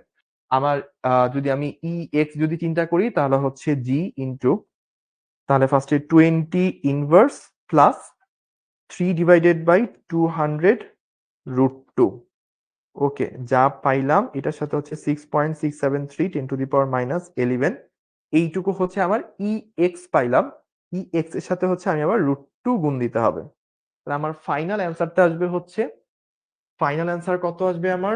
5.7194 10⁻12 নিউটন পার কেজি। এইটা হচ্ছে আমার ফাইনাল অ্যান্সারটা চলে আসবে। ঠিক আছে, তাহলে পুরো অঙ্কটা ভাইয়ার সাথে আরেকবার বুঝেন, ধরতে পারলে আলহামদুলিল্লাহ, না ধরতে পারলে কোনো সমস্যা নাই। ভাইয়া কি কেপলারের সূত্র পড়াইছেন? না এখনো পড়াইনি, সামনে পড়াবো লাস্ট ক্লাসে। আমি সাধারণত কেপলারের সূত্র সবার লাস্টের দিকে পড়াইতে কমফোর্ট ফিল করি। তাহলে পুরো অঙ্কটা আরেকবার দেখেন। আপনার এই যে ডি বিন্দুতে একটা আপনার প্রাবল্য বের করতে বলছে। ডি বিন্দুতে আপনার কি বলছে? একটা প্রাবল্য বের করতে বলছে। এখন যেই বিন্দুতে প্রাবল্য বের করতে হয় ওই বিন্দুতে একটা 1 কেজি ভরের বস্তু রাখলে ও কতটুকু বল লাভ করে সেটাই কি মহাকর্ষীয় প্রাবল্য। তাহলে এখন ও তাকে প্রাবল্য দিবে নিজের দিকে, সি বিন্দু তাকে প্রাবল্য দিবে, সরি ও আচ্ছা আচ্ছা, আমি তো বি আর সি উল্টায় ফেলছি না, আমি তো বি কে সি লিখছি। আচ্ছা সমস্যা নেই, আমি একটা জিনিস খেয়াল করি নাই, ওই যে বি কে সি লিখছি, সমস্যা নেই। আমার তো পুরো অঙ্কের ক্ষেত্রে আমি আসলে কি করছি, এইটাকে সি বলছি আর ওইটাকে বি বলছি, একটু ঝামেলা হয়ে গেছে। তাহলে আমার এইটা সি হওয়া উচিত ছিল, এইটা সি আর এটা হচ্ছে বি হওয়া উচিত ছিল। এটা হচ্ছে অফলাইন ক্লাসের সাথে অনলাইন ক্লাসে একটু সমস্যা, যে আমি কমেন্ট দেখতে দেখতে অলরেডি অনেক দূর আগায় যায়। সমস্যা নেই, ই এ ঠিক আছে, ই সি ঠিক আছে, ই বিটা এটাও ঠিক আছে এইটুকু পর্যন্ত। জাস্ট এইখানে একটু সমস্যা চেঞ্জ হবে, এখানে হচ্ছে ই বি হবে, ই বি তো লেখছি, হ্যাঁ ই বি লেখছি, ওইটুকু সব ঠিক আছে। ই এক্স ই ওয়াই, হ্যাঁ বাদ বাকিটুকু ঠিক আছে। আমি জাস্ট লেখার সময় এখানে হালকা একটু ভুল করছিলাম। এনিওয়ে, তো পুরাটা আরেকবার একটু মনে করাই দিই, দেখেন আপনারা ধরতে পারেন কিনা। সো এই বিন্দুটা তাকে নিজের দিকে টানবে, এইটার কারণে একটা মহাকর্ষীয় প্রাবল্য পাবো। সি বিন্দুটা তার নিচের দিকে টানবে, আরেকটা মহাকর্ষীয় প্রাবল্য পাবো। বি বিন্দুটা তার নিচের দিকে টানবে, আরেকটা মহাকর্ষীয় প্রাবল্য পাবো। তিনটা মহাকর্ষীয় প্রাবল্য, তিনটা ভেক্টর রাশি, সবগুলো লব্ধি যেটা হবে সেটাই হচ্ছে ওই বিন্দুতে লব্ধি মহাকর্ষীয় প্রাবল্য হবে। এখন দেখেন এই যে এ বস্তুটা যে টানতেছে, G M by R square, G into তার ভর এম 5 কেজি, নিচে হচ্ছে আর কত, টোটাল 10 মিটার দূরত্ব। তো 5/100, তার মানে হচ্ছে 1/20, এই জন্য জি বাই 20 দিছি। ইসি এর ক্ষেত্রে এক্স্যাক্টলি সেম, 5 কেজি 10 মিটার, তো জি বাই 20 আসছে। জি এর মানটা আর বসায় নেই, এত বড় মান। যখন আমি বি পয়েন্টে গেছি, বি পয়েন্টে ভরটা কত, 3 কেজি, সো এম এর জায়গায় 3 বসাইছি। এই দূরত্বটা কত আমি পিথাগোরাস দিয়ে বের করছি, এটা 10, এটা 10 হইলে এটা 10√2 হয়, পিথাগোরাসটা এখানে আছে, তো এটা বসাইছি। আর 3/10 স্কয়ার হচ্ছে 100 ইন্টু 2, তার মানে হচ্ছে 200, তো জি ইন্টু 3/200, এইগুলার মান আমি জানি। তারপর আমি যেটা করছি, এইদিকে একটা প্রাবল্য, এদিকে একটা প্রাবল্য, এদিকে একটা প্রাবল্য, তাহলে আমি সবগুলোকে এক্স অক্ষ আর ওয়াই অক্ষে ভাঙছি। এক্স অক্ষে আমার ইসি পুরাটাই পড়ছে, আর ইবি এর একটা উপাংশ পড়ছে, কারণ এই অ্যাঙ্গেলটা ছিল 45, এই অ্যাঙ্গেলটা ছিল 45 ডিগ্রি। ঠিক আছে, সো ওই অনুযায়ী বসাইছি, বসাই আমি একটা মান পাইছি। ই ওয়াই এরটা আমি এক্স্যাক্টলি সেম পাইছি, যেহেতু দুইটাই same, E X square plus E Y square, এখান থেকে আমি ই পাবো। সো দুইটার মান বসাইছি, মান বসায় দুইটা যেহেতু সেম, তাহলে দুইটা মিলে দ্বিগুণ হয়ে যাবে, ই এক্স স্কোয়ার ইন্টু 2, √2 বাইরে থাকলো, ই এক্সটা রুট করলে ই এক্স আসে। তাহলে এখান থেকে ই এক্স এর মান, এটাকে √2 দিয়ে গুণ করে আমি এই ফাইনাল অ্যান্সারটা পাই। এই হচ্ছে আমাদের ফাইনাল প্রুফ। তাহলে এই ম্যাথটা কি সবাই ধরতে পারছে? সে যদি আফরিন বলছে আলহামদুলিল্লাহ ভাইয়া ধরতে পারছি, গ্রেট। ঐশী বাড়াই, ও বলছে ভাই আমার আসছে 3.84, 10⁻12, কাছাকাছি আসছে। উচ্চতর গণিত 4th সাবজেক্ট নিলে বুয়েটে পরীক্ষা দিতে পারবো? সম্ভবত না, বুয়েটে পরীক্ষা দিতে হইলে 4th সাবজেক্টে হওয়া যায় না, আমি যতটুকু জানা আছে। আলহামদুলিল্লাহ। আচ্ছা, অনেকে বলছে, শ্রাবন্তী, সুমাইয়া, ফাহমিদা, অনন্যা, তারিফুল, রাশেদ, তারপর হচ্ছে মেহেদি, আবির, গৌতম, সানজানা, হাসান, সাফায়েত। আচ্ছা, অনেকে বলতে পারছি, আমি অনেকগুলা নাম পড়তে পারি নাই, কারণ কমেন্ট গুলো অনেক দ্রুত যায়, তো ভাইয়া চাইলেও চোখের মধ্যে সবগুলা ধরা পড়ে না। যারা ধরতে পারছেন সবাইকে কংগ্রেচুলেশন। আমরা এবার প্রাবল্যের একটা ম্যাথ আমি আপনাদেরকে দিব, সেটা হচ্ছে এই রকম।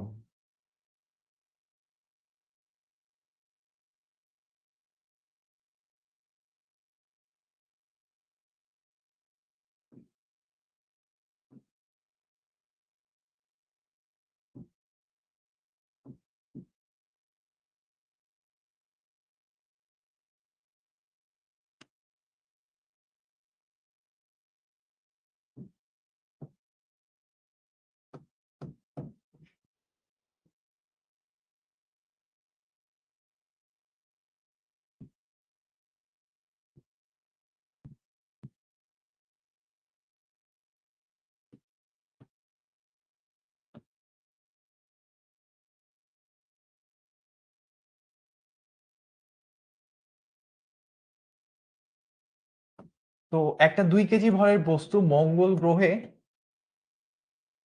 মহাকর্ষীয় প্রাবল্য কত হলে, মহাকর্ষীয় প্রাবল্য কত হলে, মঙ্গল গ্রহে মহাকর্ষীয় প্রাবল্য কত হলে 2 কেজি বস্তুটি ভাসবে, বস্তুটি শূন্যে ভাসবে, বা শূন্যে ভাসতে হলে 200 নিউটন বলে ধাক্কা দিতে হবে।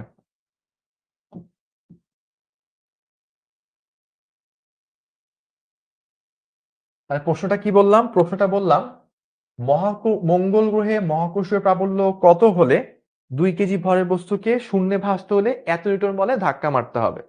তাহলে মানে আলটিমেটলি আমাদের প্রশ্ন কি? আলটিমেটলি প্রশ্ন হচ্ছে মহাকর্ষীয় প্রাবল্য মঙ্গল গ্রহে কত।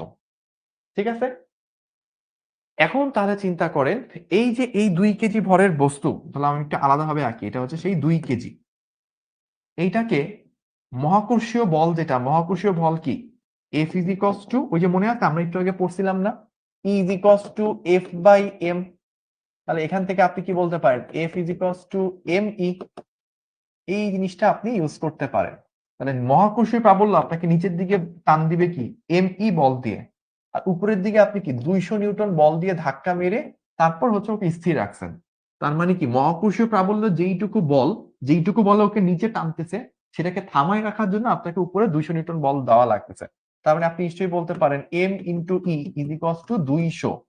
তার মানে এখান থেকে ই যদি বের করতে চান 200 ডিভাইডেড বাই এম, মানে 200 কে এম দ্বারা ভাগ করলে কত, 200 ডিভাইডেড বাই এম ছিল 2 কেজি, তার মানে 100 নিউটন পার কেজি। এই হচ্ছে আমাদের প্রবলেম। যারা ধরতে পারছেন একটু ভাইয়াকে কমেন্ট করে জানায়। আর কেউ কি বলতে পারবেন আগের ক্লাসে আমি কত নাম্বার ম্যাথ দিয়ে শেষ করছিলাম, মানে লাস্ট ক্লাসে আমরা কত পর্যন্ত করছিলাম, তাহলে এই ক্লাসের আমরা ম্যাথ নাম্বারটা একটু কাউন্ট করতে পারতাম। আরেকটা ম্যাথ তো আমরা করেছিলাম, সো এটাও আরেকটা প্রবলেম।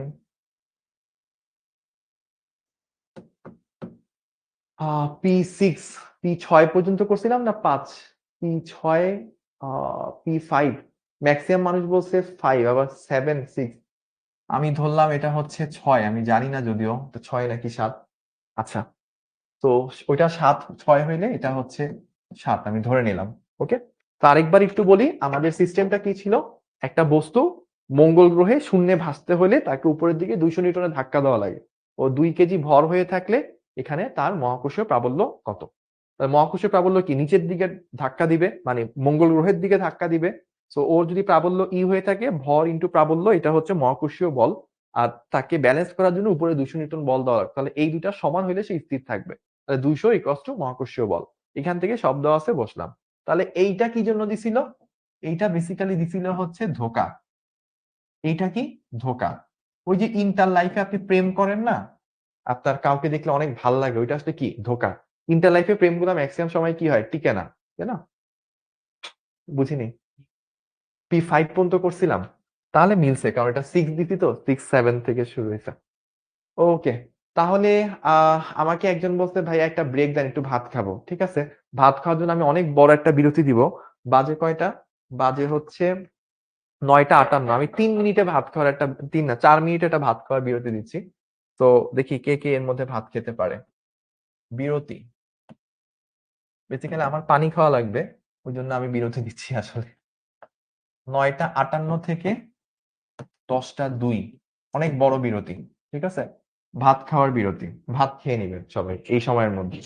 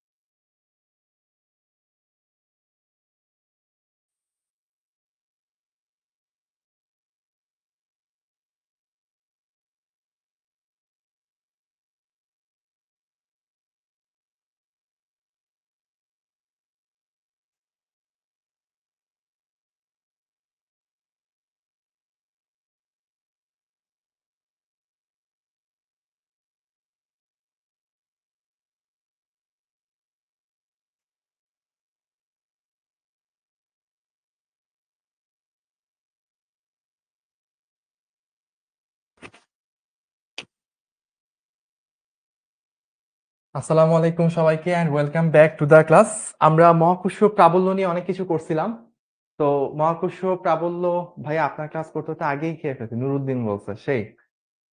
ভাইয়া নিজের ভাত খাওয়া এখনো শেষ হয় নাই। ও আচ্ছা, ভাইয়া খুব জ্বর। ও তাও ক্লাস করতেছি। আচ্ছা, অনেক ধন্যবাদ। নামটা জানি কি ছিল, সৌরভ হাসান না? ভাইয়া আমার খুব জ্বর, চোখ দিয়ে পানি পড়ছে, তাও ক্লাস করতেছি। অনেক ধন্যবাদ ভাই, আপনার ডেডিকেশন দেখে আমিও নতুন করে ইন্সপায়ার হলাম আপনাদের ক্লাসে আরো সুন্দর সুন্দর জিনিস গিফট দেওয়ার জন্য। সো আমরা 7 নাম্বার প্রবলেম পর্যন্ত পড়ছিলাম, এখন আমরা মহাকর্ষীয় বিভব যাব। পাতলা, আচ্ছা এগুলো আমরা দেখবো, এগুলো আসলে খুব স্পেশাল কিছু না। আমরা এবার দেখব হচ্ছে মহাকর্ষীয় বিভব। মহাকর্ষীয় বিভব জিনিসটা কি বোঝায় মাথায় রাখবেন। আমরা একটু আগে বলছিলাম না যে মহাকর্ষীয় ক্ষেত্র, আপনি একটা বস্তু রাখলেন, ওর চারপাশে অনেকটুকু অঞ্চল জুড়ে অন্য কোনো বস্তুকে সে আকর্ষণ করার ক্ষমতা রাখে। তো যতটুকু অঞ্চল জুড়ে সে অন্য কোনো বস্তুকে আকর্ষণ করার ক্ষমতা রাখে, ওই টোটাল অঞ্চলটাই কিন্তু তার জন্য মহাকর্ষীয় ক্ষেত্র। এখন আপনাকে যদি বলে যে ভাইয়া মহাকর্ষীয় ক্ষেত্রে কোনো একটা স্পেসিফিক বিন্দু, এই বিন্দুটার স্ট্রেংথ কতটুকু, এই বিন্দুটা কত বেশি শক্তিশালী, দুই ভাবে মাপা যায় বুঝছিলাম। এটা হচ্ছে প্রাবল্য, যে ওই বিন্দুতে রাখলে কত জোরে ধাক্কা খাবে, 1 কেজি ভরের বস্তু কত জোরে ধাক্কা খাবে, সেটাই হচ্ছে ওই বিন্দুর মহাকর্ষীয় প্রাবল্য। আর বিভব কি? বিভব হচ্ছে ওই বিন্দুতে একটা 1 কেজি ভরের বস্তু রাখলে সে কতটুকু মহাকর্ষীয় শক্তি লাভ করবে, সেটা হচ্ছে ওই বিন্দুর বিভব। কি বললাম ভাইয়া? মহাকর্ষীয় ক্ষেত্র, ওই ক্ষেত্রের ওই একটা বিন্দুতে একটা 1 কেজি ভরের বস্তু রাখলে সে কতটুকু মহাকর্ষীয় শক্তি লাভ করবে, সেটাই হচ্ছে মহাকর্ষীয় বিভব। এখন আপনি বলেন ভাইয়া ও কতটুকু শক্তি লাভ করবে, এটা ভাইয়া আমি কিভাবে মাপবো? মাপার টেকনিকটা হচ্ছে দেখেন এরকম, ভাইয়ার সাথে সাথে একটু তাকান, তাহলে বুঝবেন। তার আগে ভাইয়া একটু লিখে রাখি যে মহাকর্ষীয় বিভব জিনিসটা কি। সেটা হচ্ছে মহাকর্ষীয় ক্ষেত্রে, মহাকর্ষীয় ক্ষেত্রে 1 কেজি ভরের বস্তু রাখলে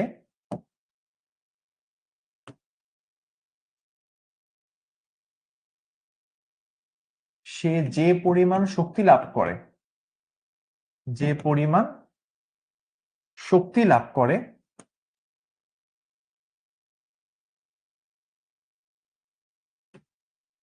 তাই ওই বিন্দুর মহাকর্ষীয় ক্ষেত্রে কোনো বিন্দুতে 1 কেজি ভরের বস্তু রাখলে সে যে পরিমাণ শক্তি লাভ করে তাই ওই বিন্দুর মহাকর্ষীয় বিভব।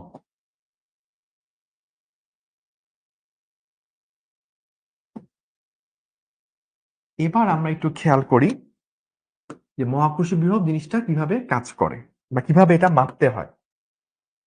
আপনি একটা মহাকর্ষীয় ক্ষেত্র নিলেন, ধরেন এই একটা মহাকর্ষীয় ক্ষেত্র, ঠিক আছে? তো এই ক্ষেত্রটা কার কারণে তৈরি হয়েছে? ধরলাম এম ভরের বস্তুর জন্য তৈরি হয়েছে। তড়িৎ বিভব আর মহাকর্ষীয় অলমোস্ট সেম, সবকিছুই প্রায় কাছাকাছি, হ্যাঁ। সো আমরা যদি মহাকর্ষীয় বিভব বের করতে চাই, কিভাবে বের করব? মাথায় রাখবেন মহাকর্ষীয় ক্ষেত্র এইটুকু কি, এইটুকু হচ্ছে মহাকর্ষীয় ক্ষেত্র। মহাকর্ষীয় ক্ষেত্র, মহাকর্ষীয় ক্ষেত্রের বাইরে যে কোনো বিন্দুই কি আসলে অসীম দূরে অবস্থান করতেছে। মহাকর্ষীয় ক্ষেত্রের বাইরে যে কোনো বিন্দুই হচ্ছে অসীম দূরে অবস্থানরত, এটা আমরা চিন্তা করতে পারবো। কারণ কি, মহাকর্ষীয় ক্ষেত্রের ভিতরে যদি যে কোনো একটা বিন্দু নেন, ওই বিন্দুতে রাখলে আপনার সেন্টারটা ওকে আকর্ষণ করবে। তো মহাকর্ষীয় ক্ষেত্রের বাইরে যদি কোনো বিন্দুতে বস্তু রাখা হয়, তাহলে ওই বিন্দুকে তো সে আকর্ষণই করতে পারবে না, মানে কোনো শক্তি দিতে পারবে না। তাহলে মহাকর্ষীয় ক্ষেত্রের বাইরে যে কোনো বিন্দুই হচ্ছে আপনার বলা যায় যে অসীম দূরত্বে অবস্থান করতেছে। এই জন্য দেখবেন আপনাদের বইয়ের সংজ্ঞাটা হচ্ছে এরকম, অসীম থেকে 1 কেজি ভরের একটি বস্তুকে মহাকর্ষীয় ক্ষেত্রে কোনো বিন্দুতে আনতে কি পরিমাণ কাজ সম্পাদিত হয়, সেটাই হচ্ছে মহাকর্ষীয় বিভব। কিন্তু আমরা যেটা, আচ্ছা একটা কমেন্ট অনেকবার আসছে, আব্দুল্লাহ আল বাইজিদ মনে হয়, আমি খেয়াল বাইজিদ, হ্যাঁ। ও বলছে ভাইয়া আমি মেসেঞ্জারে এই কোশ্চেনটা করছিলাম। তো আপনারা অনেকেই হচ্ছে মেসেঞ্জারে কোশ্চেন করেন, চিন্তা করেন ভাইয়া হচ্ছে এট এ টাইম হয়তো অনেকগুলো কোর্সে ক্লাস নিচ্ছি। ধরেন ইন্টারনি যদি বলি, HSC 25, LGPA 5, HSC 26 quarter 3, HSC pre engineering, এইচএসসির ৩টা, ক্লাস 10 এর একটা, এসএসসি 26 ব্যাচ, তারপর এসএসসি এলজিপিএ, এসএসসি 27 ব্যাচ, মাঝে মাঝে ক্লাস 6, 7, 8 এরও হালকা 1-2টা ক্লাস নেওয়া লাগে। এত এত কোর্সে চিন্তা করেন কত মানুষ আছে, কয়েক হাজার মানুষ, তাই না? তো ধরেন প্রতি 20 জনেও যদি একজন করে মেসেঞ্জার একটা করে কোশ্চেন করে, আর সেই প্রশ্নের উত্তর যদি ভাইয়া মেসেঞ্জারে দেওয়া শুরু করি, তাও হচ্ছে ভাইয়ার দিন 24 ঘন্টায় হলে সবগুলা, মানে 24 ঘন্টা উত্তর দিলেও মানে কাভার করতে পারবো না। আমার দিন হইতে হবে ধরেন 100 ঘন্টার। তো এই কারণে ভাইয়া চাইলেও মেসেঞ্জারে একা সবার প্রশ্নের উত্তরটা দিতে পারবো না। এই কারণেই আপনাদের সবার উত্তর যেন দেওয়া যায়, আমাদের আলাদা টিম আছে। ফিজিক্সের জন্য আলাদা নলেজ টিম, কেমিস্ট্রির জন্য আলাদা নলেজ টিম, ম্যাথের জন্য আছে আলাদা। যেন আপনাদের যেকোনো প্রবলেম গুলো আপনারা যেগুলো ফেস করেন সেগুলো যেন আসলে আমরা একা তো পারবো না, টিম আকারে যেন সলভ করতে পারি। স্পেশালি আমরা টিচারদের মেইন দায়িত্বই থাকে হচ্ছে ক্লাসে এমন ভাবে পড়ানো যেন আপনাদের ওই কোশ্চেনই মাথায় যত সংখ্যক কম আসা যায়। তারপরও আপনাদের সব কোশ্চেন থেকে যায়, ওটা আমরা আমাদের নলেজ টিম হ্যান্ডেল করার চেষ্টা করে গ্রুপগুলোতে, পেইড গ্রুপ যেগুলো, যেমন আপনাদের এইচএসসি 26 Q3 একটা গ্রুপ আছে, ওখানে আপনারা করতে পারেন। আরো বেটার সলিউশন লাগলে ডাউট সলভিং। এরপরও যেগুলা হচ্ছে ধরেন অনেক মানুষের প্রবলেম থেকে যায়, ওইটা আমাদের নলেজ টিম আবার আমাদেরকে জানায় যে ভাইয়া এই কোশ্চেনটা অনেক বেশি আসতেছে, তখন ওরা আমাদেরকে এটা ফরওয়ার্ড করে। তারপর আমরা আমাদের পরের ক্লাসে চেষ্টা করি ওই জিনিসটাকে একটু ব্যাকআপ দেওয়ার বা একটু ডিটেলস বোঝানোর। এই হচ্ছে ভাই আমাদের পক্ষ থেকে সর্বোচ্চ এফোর্ট। হ্যাঁ, এখন তাহলে চিন্তা করেন, আমরা যেটা বলতেছিলাম, একটা বস্তু, ওর কারণে মহাকর্ষীয় ক্ষেত্র তৈরি হয়েছে। তো ওর চারপাশে সর্বোচ্চ যতটুকু জায়গা জুড়ে সে অন্য বস্তুকে আকর্ষণ করতে পারে, এটাই মহাকর্ষীয় ক্ষেত্র, এই গোলকটা। গোলকের বাইরে যে কোনো বিন্দুকে আমরা তার জন্য হচ্ছে অসীম চিন্তা করতে পারি। কারণ কি, ওই দূরত্বে, এই গোলকের বাইরে যে কোনো পয়েন্টে যদি কোনো বস্তু রাখা হয়, তাহলে ও তাকে এখন আকর্ষণ করতে পারবে না। আকর্ষণ করতে না পারা যে কথা, অসীম দূরে রাখা অলমোস্ট একই কথা। এবং ওই যে শিখো এআই আছে, আপনাদের কমন যে প্রবলেম গুলো, এগুলো শিখো এআই কে, যেমন মহাকর্ষীয় ক্ষেত্র কাকে বলে, মহাকর্ষীয় বিভব কাকে বলে, এটা গুগলে সার্চ দিলেই চলে আসে। আর শিখো এআই তে সার্চ দিলে ফিজিক্স পোর্শনে দেখবেন আরো সুন্দর করে চলে আসবে ডিটেলসে। তারপর ওইটার জন্য আসলে ভাইয়াকে না বললেও হয়, আর ক্লাসে তো আপনার ডিটেলসে দেখবেনই। এবার আসেন মহাকর্ষীয় ক্ষেত্রের মধ্যে কোন একটা বিন্দুতে, লাইক আমরা চাই কি, আমরা এটা ধরেন পি বিন্দু, ঠিক আছে? এখন আমরা চাই যে পি বিন্দুর মহাকর্ষীয় বিভব কত, পি বিন্দুর মহাকর্ষীয় বিভব। তো মহাকর্ষীয় বিভবকে আমরা ভি দ্বারা প্রকাশ করি, পি বিন্দুর ভি কত সেটা আমরা বের করতে চাই। এখন আমরা কিভাবে বের করব? ঠিক আছে, বের করার যে ভাইয়া টেকনিক হচ্ছে, আমরা ধরেন এম কেজি ভরের বস্তু আছে, ঠিক আছে? এম কেজি ভরের বস্তুকে অসীম থেকে ওই পি বিন্দুতে আনবো। এম কেজি, বা আমরা তো দরকার কি 1 কেজি ভরের বস্তুতে না, বিভবের সংজ্ঞা কি, 1 কেজি ভরের বস্তু দিয়ে বিভবের সংজ্ঞা দিছি। তাই 1 কেজি বস্তুকে অসীম থেকে পি বিন্দুতে আনতে কৃত কাজ, পি বিন্দুতে আনতে যে কৃত কাজটা, সেটাই কি পি বিন্দুতে সঞ্চিত শক্তি, সঞ্চিত শক্তি। আর এই সঞ্চিত শক্তিটাকে আমরা কি বলতেছি, পি বিন্দুর বিভব। তাহলে দেখেন পুরো ব্যাপারটা খেয়াল করেন, আমরা একদম গোলকের সারফেস থেকে আনা যে কথা, অসীম থেকে আনা একই কথা। কেন? কারণ অসীম থেকে যদি বস্তুকে টেনে নিয়ে আসি, এই জায়গায় তো কোনো ফোর্স নাই। কৃত কাজ মানে কি, বল ইনটু সরণ। এই জায়গায় যেহেতু কোনো বল নাই, তাহলে এই জায়গায় যতই সরণ হোক না কেন কোনো কাজ হবে না। কাজ শুরুই হবে কি এখান থেকে, এখানে আনা নেওয়া করতে কোনো কাজ নেই, এখান থেকে কাজ শুরু হবে। তাহলে আমি এইখান থেকে শুরু করে এই পি বিন্দু পর্যন্ত আনতে আমাকে একটা কাজ করা লাগবে। তো কাজ করতে গেলে আমার শক্তি থেকে, আমার শরীর থেকে শক্তি খরচ হবে। ওই শক্তিটাই কি ওই পি বিন্দুতে ওই বস্তুটার মধ্যে জমা হবে। তো প্রতি 1 কেজিতে এরকম কতটুকু শক্তি জমা হয়, সেটাই কি ওই বিন্দুর মহাকর্ষীয় বিভব। ঠিক আছে, ডক্টর আকাশ বলছে ভাইয়া মহাকর্ষীয় ক্ষেত্র কি অসীম দূর পর্যন্ত হইতে পারে না? থিওরিটিক্যালি, প্রত্যেকটা বস্তুর মহাকর্ষীয় বিভবই অসীম পর্যন্ত, বা মহাকর্ষীয় ক্ষেত্র হচ্ছে অসীম পর্যন্ত। আমি পৃথিবী বলি, চাঁদ বলি, অথবা আমার একটা বিন্দু বস্তু বলি, পুরো থিওরিটিক্যালি প্রত্যেকটা বস্তুর জন্য মহাকর্ষীয় ক্ষেত্র হচ্ছে অসীম দূর পর্যন্ত বিস্তৃত। বাট বাস্তবে দেখা যায় যে এটা আসলে বাস্তবে তার থিওরির সাথে ওইভাবে মিলে না। বলের মান একটা নির্দিষ্ট লেভেলের থেকে কম হইলে ওই বলটা আসলে আর আমরা ওইভাবে অনুভব করি না। তো যদিও আমাদের পৃথিবী বলি আর আমার একটা কলম বলি, দুইটারই মহাকর্ষীয় ক্ষেত্র অসীম পর্যন্ত বিস্তৃত, থিওরিটিক্যালি এটার রেঞ্জটা আরো অনেক ছোট থাকে। যেমন পৃথিবী থেকে যদি মহাকর্ষীয় ক্ষেত্র বলি, এটা প্রায় কয়েক কিলোমিটার পর্যন্ত বিস্তৃত। একটা ছোট বস্তু যদি বলি লাইক একটা কলম, এই কলম থেকে মহাকর্ষীয় ক্ষেত্রটা হয়তো 2-3 মিটার পর্যন্ত বা আরো কম দূরত্ব পর্যন্ত বিস্তৃত, ঠিক আছে? তো একটা হচ্ছে থিওরিটিক্যাল রেঞ্জ আর একটা হচ্ছে প্র্যাকটিক্যাল রেঞ্জ। প্র্যাকটিক্যাল রেঞ্জটা সাধারণত অনেক কম হয়। এখন আমরা তাহলে প্রতি 1 কেজি ভরের বস্তুকে এখান থেকে এখানে আনতে যে কাজ করব, ওই কাজটা তো শক্তিটা আমার লস হবে। ওই লস হওয়া শক্তিটাই কি এখানে প্রতি 1 কেজি ভরের বস্তুতে কতটুক করে জমা হচ্ছে, ওটাই হচ্ছে ওই বিন্দুর বিভব। এখন আমরা সেটা মাপবো, দেখবো যে এটা কত হয়। চলেন এটা এবার একটু এটা মাপবো। কিভাবে মাপবো? ধরেন আমার এই যে সেই মহাকর্ষীয় ক্ষেত্র, এই হচ্ছে আমার এম ভরের বস্তু, এইখানে হচ্ছে আমার অসীম, এই হচ্ছে আমার পি বিন্দু। এবার আমি কি করব? আমি যেটা করব, ধরলাম এই দূরত্বটা হচ্ছে স্মল আর, ঠিক আছে? এই দূরত্বটা হচ্ছে স্মল আর। আমি অসীম, আর এই দূরত্বটাকে আমরা কি চিন্তা করব? এই দূরত্বটাকে আমরা অসীম চিন্তা করব। এখন আমরা চিন্তা করব এই অসীম থেকে এখানে আনতে আমি কি কাকে নিয়ে কাজ করব? 1 কেজি ভরের বস্তুকে নিয়ে কাজ করব। এখন বলবেন যে ভাইয়া 1 কেজি ভরের বস্তু না থেকে যদি এম কেজি ভরের বস্তু হয়, তাহলে ব্যাপারটা এরকম যে এম কেজি কে আনতে কৃত কাজ যদি ডাব্লিউ হয়, তাহলে 1 কেজি ভরের বস্তুকে আনতে কৃত কাজ কত হবে? W by M. 1 কেজি ভরের বস্তুকে আনতে যে কৃত কাজ, সেটাকে আমরা মহাকর্ষীয় বিভব বলে থাকবো, ঠিক আছে? কি বললাম ভাইয়া? প্রতি 1 কেজি ভরের বস্তুকে আনতে যে কৃত কাজ, সেটাই হচ্ছে মহাকর্ষীয় বিভব। এখন দেখেন আমরা তাহলে বিভবটা যদি মাপি, তাহলে 1 বাই এম ইন্টু ডাব্লিউ। তাহলে 1 বাই এম ইন্টু ডাব্লিউ মানে কি?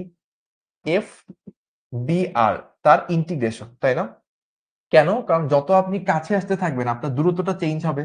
দূরত্বটা যদি চেঞ্জ হয় তাহলে বলটা চেঞ্জ হবে, কারণ বল কি? GMM by R square. আর যেহেতু চেঞ্জ হচ্ছে, বল চেঞ্জ হচ্ছে, তার মানে পরিবর্তনশীল বল দ্বারা কৃত কাজ। কোথা থেকে কোথায় আসবো? অসীম থেকে আর দূরত্বে আসবো।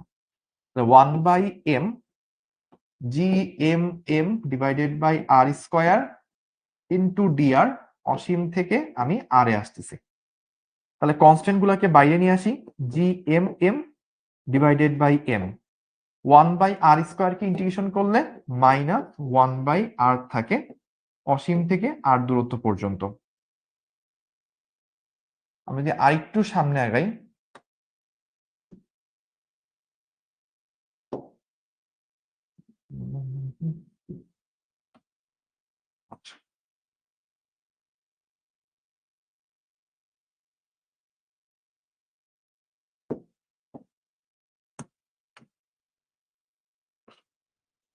আমি যদি আরেকটু সামনে আগাই তাহলে কি দেখতেছি? যে তাহলে আমার ভোল্টেজটা থাকতেছে হচ্ছে এই এম আর এম কাটাকাটি চলে যাবে, স্মল এম ক্যাপিটাল এম এগুলো কাটাকাটি চলে যাবে। তাহলে থাকতেছে হচ্ছে এই পাশে জি এম ইন্টু, এখানে প্রথমে মাইনাস 1 বাই আর, তারপর মাইনাস প্লাস 1 বাই আর এর জায়গায় ইনফিনিটি। তো কেউ কি বলতে পারবেন 1 বাই ইনফিনিটি কত হবে? কোনো কিছুকে অসীম দ্বারা ভাগ করলে শূন্য আসে। আলটিমেটলি আমাদের যে ভোল্টেজ পাইলাম, সেই ভোল্টেজ মহাকর্ষীয় বিভব হচ্ছে minus G M divided by R. আমরা সূত্র পেলাম কি? মহাকর্ষীয় বিভবের সূত্র হচ্ছে minus G M divided by R. Okay, তাহলে আমরা এইটুকু পর্যন্ত দেখলাম যে আমাদের ভোল্টেজ হচ্ছে 1 কেজি ভরের বস্তুকে আনতে কৃত কাজ, কৃত কাজের সূত্র বসালাম GM by R square into DR, অসীম থেকে আর এ আনতেছি, জিএম কে বাইরে আনলাম, 1 বাই আর স্কোয়ার কে ইন্টিগ্রেশন করলাম মাইনাস 1 বাই আর। ফার্স্টে আমরা আর বসাইলাম, তারপর আমরা ইনফিনিটি বসাইলাম, 1 বাই অসীম 0, এটা বাদ দিলাম, এই থাকে মহাকর্ষীয় বিভব। তাহলে এইটা ক্লিয়ার? অনেকে কমেন্ট করছেন, ধন্যবাদ। তো এটা যদি মহাকর্ষীয় বিভব হয়, এখন যদি 1 কেজি না থাকে, 1 কেজি এর পরিবর্তে এম কেজি বস্তু রাখলে সেটি যে পরিমাণ শক্তি লাভ করবে, যে পরিমাণ শক্তি লাভ করবে সেটা কত? সেটা হচ্ছে ইউ হচ্ছে এম ইন্টু ভি। আমরা যদি 1 কেজি ভরের বস্তু রাখি তাহলে হচ্ছে মাইনাস জিএম বাই আর, এইটুকু শক্তি লাভ করবে। এখন 1 কেজি পরিবর্তে এম কেজি রাখলে তার এম গুণ পরিমাণ শক্তি লাভ করবে। তো এটাকে অনেক সময় এভাবেও অনেকে বলে যে এই যে এইটা তো লিখছি W by M equals to V, বা এখান থেকে বলা যায় W equals to M V. অনেকে এভাবেও কিন্তু এটাকে প্রকাশ করে, যার যেভাবে সুবিধা হয় সে সেভাবে প্রকাশ করতে পারে, ঠিক আছে? তাহলে আমরা মহাকর্ষীয় বিভব এইটুকু দেখলাম। এবার খুব ফেমাস একটা প্রশ্ন আমাদের এখানে চলে আসবে। সেই ফেমাস প্রশ্নটা কি? সেই ফেমাস প্রশ্নটা হচ্ছে, ভাইয়া কেন এখানে মাইনাস? ঠিক আছে? কেন এখানে মাইনাস আসলো? তো মাইনাসের ব্যাখ্যাটা আমি দিব এবং এই ব্যাখ্যাটা খুবই স্পেশাল একটা ব্যাখ্যা।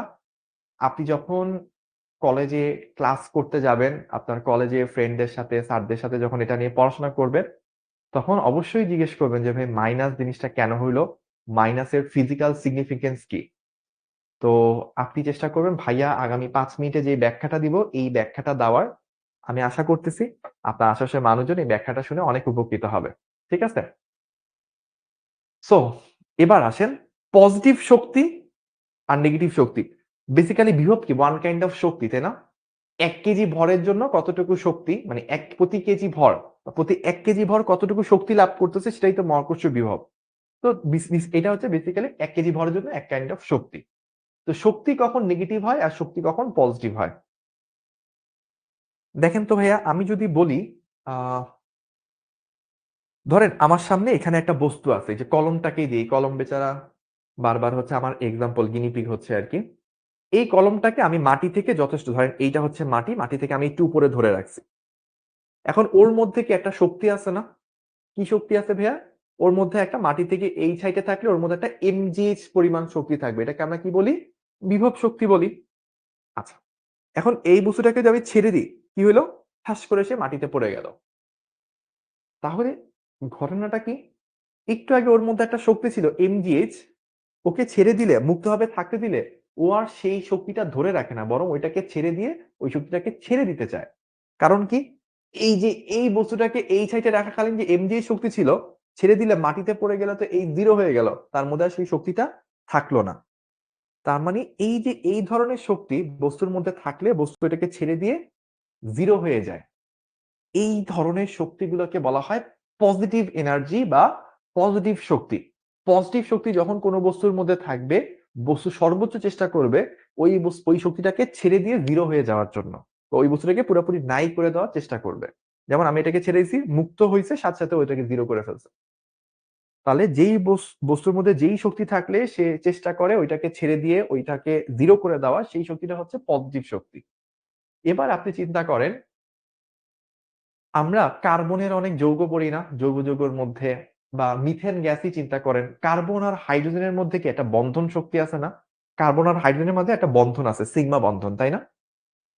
তো এই সিগমা বন্ধনটা একটা শক্তি আছে। আপনারা পড়েন না কার্বন কার্বন বন্ধন শক্তি সামথিং ৩০০ কিলোজুল পার মোল, কার্বন হাইড্রোজেন ২০০ কিলোজুল পার মোল, এরকম তো আপনারা পড়েন। তো একটা কার্বন আর একটা হাইড্রোজেনের মধ্যে যে শক্তিটা আছে, এই বন্ধনের মধ্যে যে শক্তিটা আছে, আপনি যদি মিথেন গ্যাসের একটা অণুকে নরমালি পরিবেশে মুক্ত অবস্থায় রেখে দেন, তাহলে অথবা আপনি যদি কার্বনের একটা টুকরো, একটা বড় কার্বনের টুকরো লাইক একটা পেন্সিলের যে মাথা, পেন্সিলের যে শীষটা এটা তো কার্বনের তৈরি, গ্রাফাইট আরকি। তো ওইটাকে যদি আপনি ভেঙে মুক্তভাবে রেখে দেন, ওইখানে কার্বন গুলোর মধ্যে যে বন্ধন শক্তি আছে ওগুলা কি অটোমেটিক্যালি ভেঙে যেয়ে কার্বন গুলো আলাদা হয়ে যাবে? একটু আগে যখন এই বস্তুটাকে মাটি থেকে এই সাইডে রাখছিলাম, ছেড়ে দিছি, ও ঠাস করে ওই শক্তিটাকে 0 করে ফেলছে। ওই শক্তিটাকে নাই করে দিছে। কিন্তু কার্বনের মাঝে যে বন্ধন শক্তি, সো 444 কিলোজুল পার মোল মনে হয়। তো একজন কমেন্টসে। তো আমি যদি নরমালি কার্বনের অনেকগুলো টুকরোকে সামনে রেখে দিই, ওরা কি ভেঙে ওই বন্ধন শক্তি 0 হয়ে আলাদা হয়ে যাবে? হবে না। বরং কি করতে হবে? কার্বনের ওই বন্ধনটাকে ছুটাইতে হইলে আমাকে উল্টা বাইরে থেকে তাপশক্তি প্রয়োগ করা লাগবে। তাহলে আগের ওর মধ্যেও একটা শক্তি ছিল, কার্বনের মাঝেও একটা শক্তি আছে। এই শক্তিটাকে রেখে দিছি, সে অটোমেটিক্যালি এটা ছেড়ে 0 হইতে চাইছে।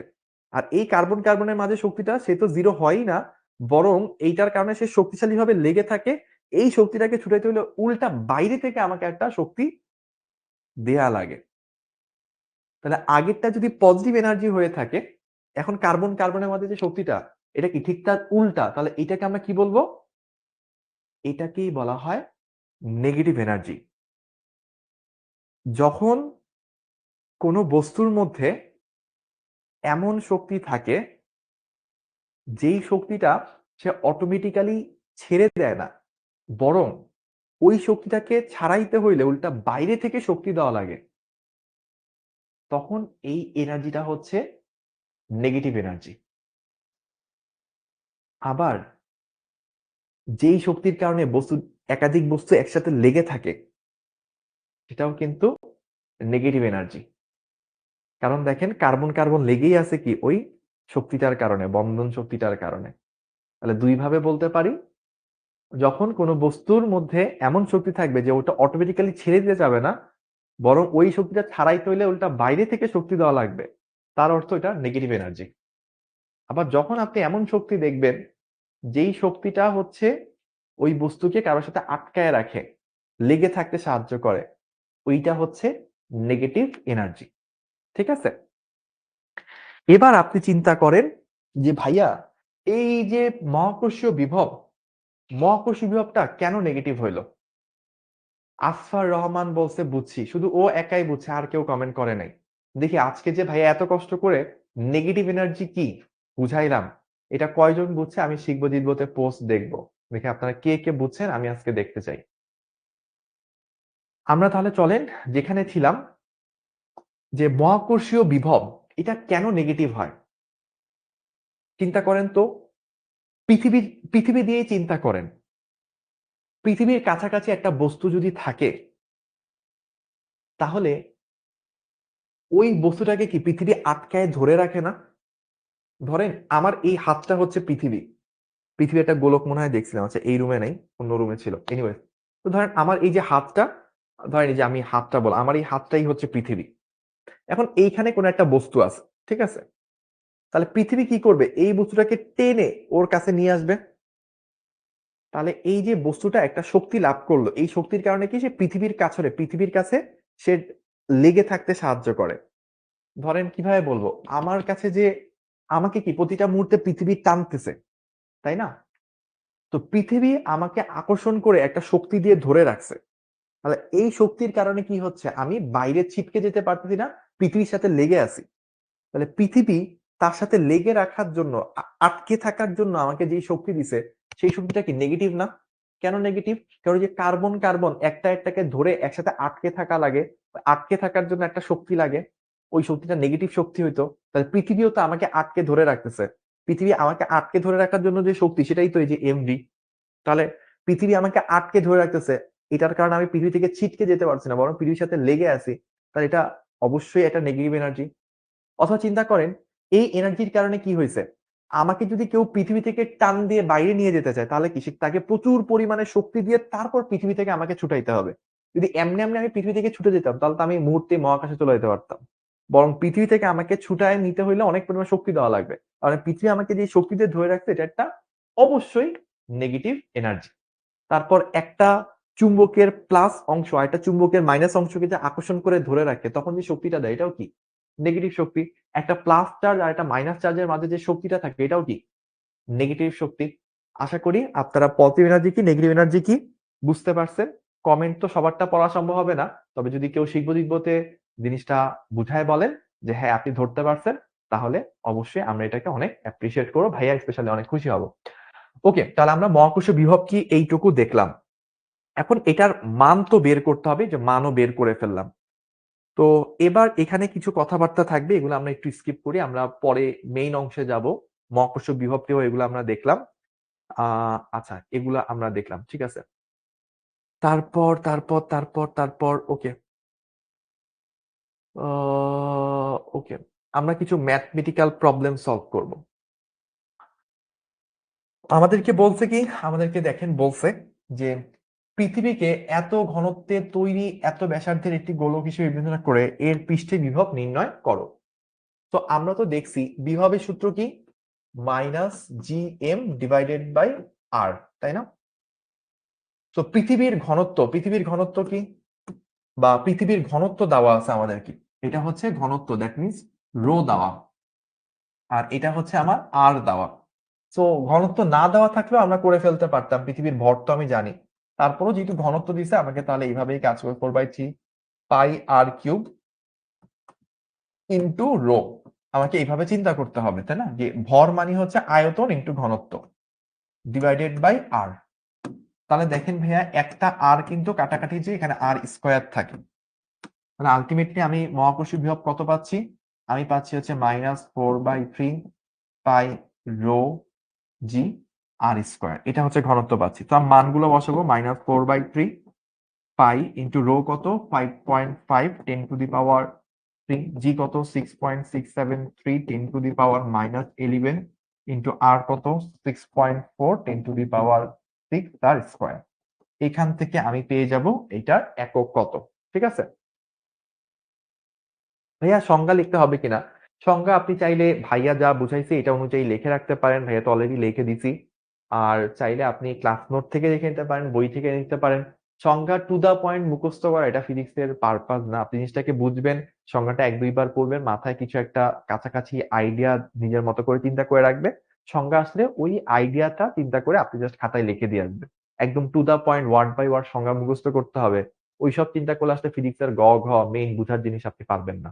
ঠিক আছে, তাহলে এখান থেকে চলেন আমরা একটু বের করি।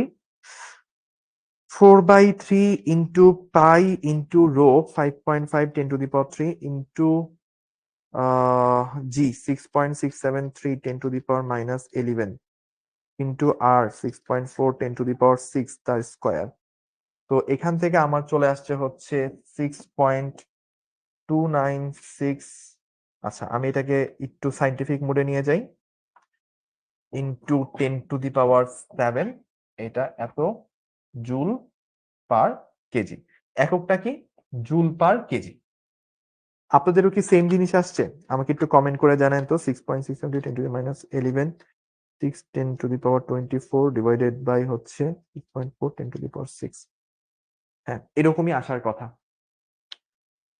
আর হবে, স্কোয়ার হবে না। একজন আমাকে জানাইছে ভাইয়া আর হবে, স্কোয়ার হবে না। না, আমাদের এখানে আর কিউব ছিল, একটা আর কাটের যে আর স্কোয়ার আছে। ওই যে আপনি দেখছেন যে কি জানি বলে 4/3 পাই রো জি আর, এটা কি ছিল? ওটা হচ্ছে অভিকর্ষ ত্বরণের মান ছিল। অভিকর্ষ ত্বরণের মান ছিল কোথায়? আমাদের পৃথিবীর অভ্যন্তর, ওইখানে শুধু আর ছিল। কিন্তু এই মহাকর্ষীয় বিভবের ক্ষেত্রে অবশ্যই স্কোয়ার হবে। হ্যাঁ, একটা মাইনাস হবে শুরুতে, আমরা মাইনাসটা দিই নাই, মাইনাসটা দিয়ে নিলাম। ঠিক আছে, এইটুকু হচ্ছে হয়ে গেল, ডান। তাহলে এইটা আমরা পারলাম। তারপর এখানে ধরেন আরেকটা অঙ্ক আছে, আমরা এই অঙ্কটাও একটু দেখব। বলছে এত মিটার বাহু বিশিষ্ট এমসি বর্গক্ষেত্রের কেন্দ্র ও এবং উক্ত বিন্দুতে 1 কেজি ভরের বস্তু রাখা আছে। এবিসিডি বিন্দুগুলোতে কোনটায় কত কেজি ভর দেওয়া আছে? এতে হচ্ছে 4 কেজি, এখানে বিতে আছে 4 কেজি, বি কোথায়? এখানে আছে 4 কেজি। তারপর সিতে হচ্ছে 2 কেজি এবং ডিতেও হচ্ছে কত? 2 কেজি।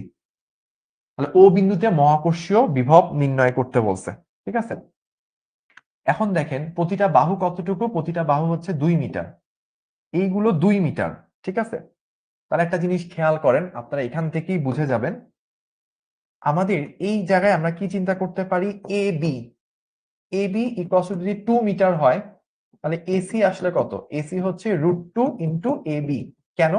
কারণ এটা তো বাহু, এটা কর্ণ, কর্ণ কি হয়? বাহু √2 গুণ হয়। তাহলে 2√2 এত মিটার। তাহলে এ ও, এই যে এ থেকে ও পর্যন্ত দূরত্ব, এই দূরত্বটা আসলে কত? এই দূরত্বটা হচ্ছে এসি ডিভাইডেড বাই 2, মানে টোটাল এই দূরত্বের অর্ধেক। তার মানে 2√2 divided by 2, that means √2 metre.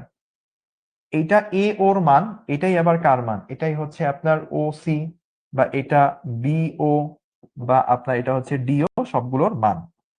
আমরা সবগুলা দূরত্ব কিন্তু মেপে ফেললাম। ঠিক আছে, এই যে প্রত্যেকটা বিন্দু থেকে দূরত্ব সেন্টারের কত, এটা মেপে ফেললাম। এবার আমার বিভব, টোটাল বিভব যদি আমার কেন্দ্রে অর্থাৎ ওতে বের করতে হয়, কর্ণদ্বয় ছেদবিন্দু, তাহলে আসলে কি এ বিন্দুর জন্য, মানে এই এ বিন্দুটা এখানে একটা বিভব তৈরি করবে, বি বিন্দুটা এখানে একটা বিভব তৈরি করবে, ডি একটা, সি একটা, প্রত্যেকে একটা করে বিভব তৈরি করবে। তাহলে টোটাল বিভব হবে কি? V A plus VB plus VC plus VD. তাহলে মোট বিভব হবে হচ্ছে সবগুলা বিভবের সমষ্টি। মাথায় রাখবেন, বিভব কিন্তু একটা স্কেলার রাশি। বিভব হচ্ছে একটা স্কেলার রাশি। কারণ কি? আমরা মনে হয় বলছিলাম, মনে আছে না, যেটা বলছিলাম যে প্রতি কেজি ভরের জন্য কতটুকু শক্তি লাভ করবে, বা প্রতি কেজি ভরের জন্য কতটুকু কাজ করা লাগবে অসীম থেকে আনতে, সেইটা হচ্ছে বিভব।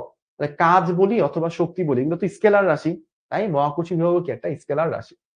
তাহলে স্কেলার রাশির ক্ষেত্রে নর্মাল যোগ করে দিলেই হয়, এত ভেক্টরের মতো চিন্তা করা লাগে না। একটু আগে প্রাবল্য নির্ণয় করছিলাম, তখন ভেক্টরের মতো চিন্তা করা লাগছিল। এখন তো স্কেলার রাশি, তো ডিরেক্টলি যোগ করে দিলেই হয়। এখন দেখেন সবগুলোর ক্ষেত্রে কি সূত্র লিখবেন? ওই যে জি মাইনাস জি এম বাই আর, এই টাইপের কথা লিখতে হবে তাই না সবগুলোর জন্যই। সো দেখেন মাইনাস জি বাই আর, এটা তো সবার জন্যই কমন। জাস্ট কি হবে, M A plus M B M C plus M D এরকম আসবে। তো জি তো আপনি জানেন 6.673 10⁻⁻11। আর কত, প্রত্যেকটা দূরত্ব প্রত্যেকের জন্য এই যে দূরত্বগুলো এগুলো তো সমান করে কত আসছে, আমাদের দূরত্বগুলো √2 করে আসছে তাই না, এই যে √2 করে আসছে। সো √2 বসাইলাম। এম এ কত 4 কেজি, এম বি কত 4 কেজি, বাকি দুটা কত 2 কেজি করে। তাহলে আমাদের কত আসলো, দেখেন এখানে আসছে 8 10 12। তাহলে আমরা যদি ক্যালকুলেটর দিয়ে বসাই তাহলে 6.673 10⁻⁻11 ইন্টু 12 ডিভাইডেড বাই হচ্ছে আমাদের √2, তাহলে -5.66 10⁻⁻10 এত জুল পার কেজি, এত জুল পার কেজি, এই হচ্ছে আমার অ্যান্সার। তাহলে আমরা কি এটা পারলাম সবাই? প্রাপ্তি দাস অনেক সুন্দর কমেন্ট করছে। তো যারা যারা অনেক লাইফে অনেক বড় হতে চান তারা এই ধরনের কমেন্ট করবেন। প্রাপ্তি দাস কমেন্ট করছে ছুটি দেন ঘুমাবো। হ্যাঁ, যাদের মানে অনেক বড় ইচ্ছা আছে, অনেক বড় টার্গেট লাইফে, ভাই আমি বুয়েটে ফার্স্ট হব, ভাই আমি ঢাকা মেডিকেল একদম প্রথম হবো, শুধু ঢাকা মেডিকেল হলে হবে না, ফার্স্ট হইতে হবে, তারা হচ্ছে এই ধরনের কমেন্ট করতে হবে যে ভাইয়া অনেক ক্ষুধা লাগছে ভাই, খাবো, ভাত খাইতে হবে ভাই, ক্লাস ছুটি দিয়ে দেন, ভাই অনেক ঘুম পাইতেছে ভাই, ছুটি দিয়ে দেন তো ভাই। এটা হচ্ছে কমেন্ট করবেন, দেখবেন আপনি বুয়েটে একদম ফার্স্ট হবেন। ওইটা সামনের দিক থেকে হোক বা পিছের দিক থেকে ওইটা আলাদা হিসাব, বাট ফার্স্ট আপনি জরুরি হবে, অবশ্যই হবেন, ঠিক আছে। আচ্ছা, এবার হচ্ছে ভাইয়া আমি ম্যাথ পারি না তাহলে কি করব? ম্যাথ না পারলে কি করবেন? ম্যাথ না পারলে আপনাকে বেশি বেশি করে ইংলিশ পড়তে হবে। আর যদি খুব বেশি বেশি করে ইংলিশ প্র্যাকটিস করেন তাহলে আপনি ম্যাথ অনেক অনেক এক্সপার্ট হবেন, ঠিক আছে। ভাইয়া ওরে আল্লাহ, ছুটি দেন, আমি তো কি লিখছে। আচ্ছা, তাহলে আমরা পুরো প্রশ্নটা কি দেখলাম, এ বি সি ডি চারটা বিন্দুতে চারটা ভর আছে, প্রত্যেকটা ভরই এই বিন্দুতে একটা করে মহাকর্ষী বিভব তৈরি করবে। যেহেতু মহাকর্ষী বিভব গুলো হচ্ছে স্কেলার রাশি, তাহলে প্রত্যেক এখানে চারটা বিভব তৈরি হচ্ছে, এগুলাকে জাস্ট যোগ করে দিলে আমরা টোটাল বিভবটা পাবো। তো এই চারটাকে যোগ করলে আমরা টোটাল বিভব পাবো মাইনাস জি বাই আর, কারণ জি এম বাই আর তো সবার মধ্যেই আছে। তো জি এবং আর এগুলো সবার মধ্যেই কমন, জাস্ট এম গুলো আলাদা, তাহলে এম গুলোকে আলাদা লিখছি, জি বাই আর কমন বাইরে নিয়ে আসছি। তো জি এর মান বসাইছি, আর এর মানটা কত আমরা বের করছি যে বর্গক্ষেত্রে যে কোনো কর্ণ থেকে সেন্টারের দূরত্ব বা কর্ণদ্বয়ের ছেদের দূরত্ব হচ্ছে √2 করে, এটা আমরা এখানে প্রমাণ করে আসছি। তারপর মানগুলা বসাইছি, যোগ করছি, এটা আমার অ্যান্সার আসছে, ঠিক আছে। মেহজাবিন রাহা বলছে ভাইয়া আপনার আহ কথা শুনে ভাবছি হাসবো না কাঁদবো না। ভাইয়ার কথা শুনে হাসাও যাবে না কাদাও যাবে না, কি করতে হবে, লাভ দিতে হবে, খালি এভাবে লাভ দিবেন। ভাইয়ার কথা শুনে লাভ দিতে হবে। ষড়যন্ত্র স্পন্দন পড়ছেন, পর্যাবৃত্ত গতি? না পড়ে থাকলে আমরা সামনে পড়বো ইনশাল্লাহ। তো ভাইয়ার কথা শুনে এরকম লাফালাফি করতে হবে, তাহলে বুঝবো যে আপনি ক্লাস করে বুঝছেন কিছু। এই যে ক্লিয়ার, জুবাইর আল বলছে, অমিত বলছে ক্লিয়ার, বুঝতে পারছি। হিমেল খুব অস্থির কমেন্ট করছে। হ্যাঁ, যাদের এরকম টার্গেট আছে যে সমুদ্রের মধ্যে সাঁতার কাটতে যায় ডুবে মরবেন, তাদের জন্য এরকম কমেন্ট করতে হবে। ও কমেন্ট করছে কি ভাইয়া দই খাচ্ছি খাবেন, অস্থির কমেন্ট। হ্যাঁ, যারা ওই যে সমুদ্রে সাঁতার কাটতে, ধরেন সমুদ্রের মধ্যে আপনি লঞ্চে করে যাচ্ছেন, হঠাৎ করে লঞ্চ ডুবে যেতে হবে, আপনি যদি জীবনে ওইটা ঘটাইতে চান তাহলে কি করতে হবে, এই ধরনের কমেন্ট ক্লাসের মধ্যে লাইভ ক্লাসে করবেন, তাহলে আপনি ধরেন এটা মানে আপনার স্বাদ হচ্ছে একেবারে মিটে যাবে। ওকে, সো আমরা এইটুকু পর্যন্ত করলাম। এরপর মুক্তিবেগ পড়ানোর কথা ছিল, আরো অনেক কিছু পড়ানোর কথা ছিল, বাট সময় মেবি কাভার দিবে না। তো আমরা 11টা পর্যন্ত নেওয়া যায় ভাই, পরে একটু বাড়াই দিই না টাইম, 11টা পর্যন্ত নিই, পরে রোজার মাসে কাভার দিতে পারবো না। তো আমরা আরেকটা টপিক পড়বো আসলে।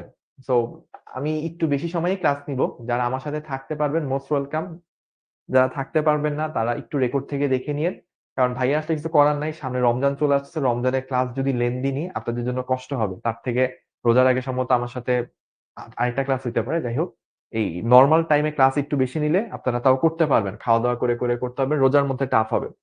মুক্তি বেগ, এবার আমরা মুক্তি বেগ নিয়ে একটু চিন্তা ভাবনা করব, তার আগে একটু বলি যে মহাকর্ষ বিভবের একক, মহাকর্ষ বিভবের একক বি এর এককটা একটু বলে নিই।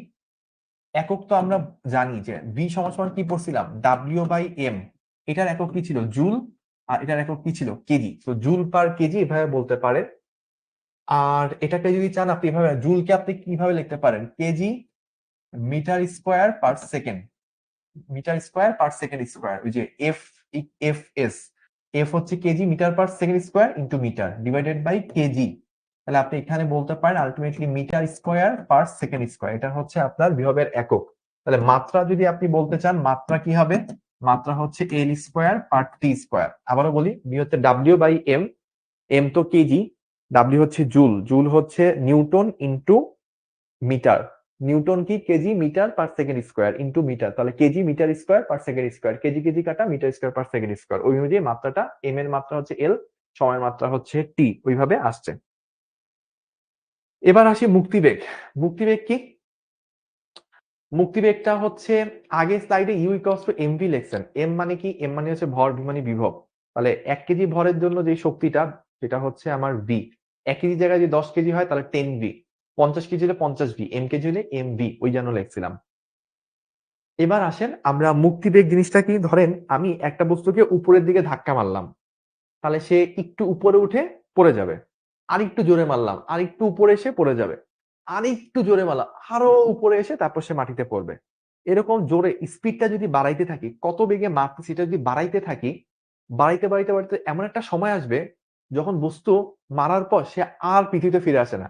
আমি বস্তুকে উপরে উঠাইছি, উপরে ছুঁড়ে মারছি, বস্তুটা একবার যে উপরে গেছে, আর বস্তুটা মাটিতে ফিরে আসে নাই। তাহলে মিনিমাম যেই বেগে বস্তুকে উপরের দিকে ছুঁড়ে মারলে বস্তুটা আর মাটিতে ফেরত আসে না, বস্তুটা সারা জীবনের জন্য বাইরে চলে যায়, সেই বেগটা, ওই মিনিমাম বেগটাই হচ্ছে মুক্তিবেগ।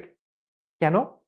কারণ বেগ ওই বেগ লাভ করার পর, ওই বেগ লাভ করার পর বস্তুটা, এই যে মহাকর্ষীয় ক্ষেত্রের মধ্যে তাকে যে টেনে ধরে রাখতো, ওইখান থেকে সে মুক্ত হয়ে শূন্য চলে গেছে, ওইখান থেকে মুক্ত হয়ে সে শূন্যে চলে গেছে। তাহলে মিনিমাম যেইটুকু বেগ দিলে বস্তুটা মহাকর্ষীয় ক্ষেত্রের আকর্ষণকে অতিক্রম করে মহাশূন্যে চলে যায়, সেই বিন্দু, সেই বেগটাই হচ্ছে আমাদের জন্য মুক্তি বেগ। এটাকে ইংলিশে বলা হয় হচ্ছে এসকেপ ভেলোসিটি।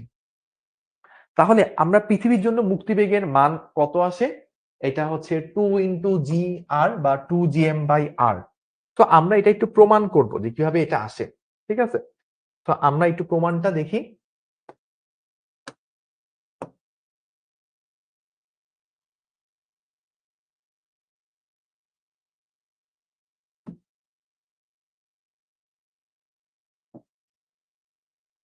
আচ্ছা, তো এইটা হচ্ছে আমার পৃথিবী, এইটা হচ্ছে পৃথিবীর সেন্টার।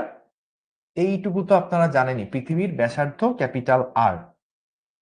আমি কি করব, আমি হচ্ছে এইখান থেকে একটা বস্তুকে একটা বেগ দিয়ে ছুড়বো, মুক্তিবেগ। মুক্তিবেগ দিয়ে ছুড়লে কি হবে? সে কোথায় চলে যাবে? সে হচ্ছে অসীমে চলে যাবে।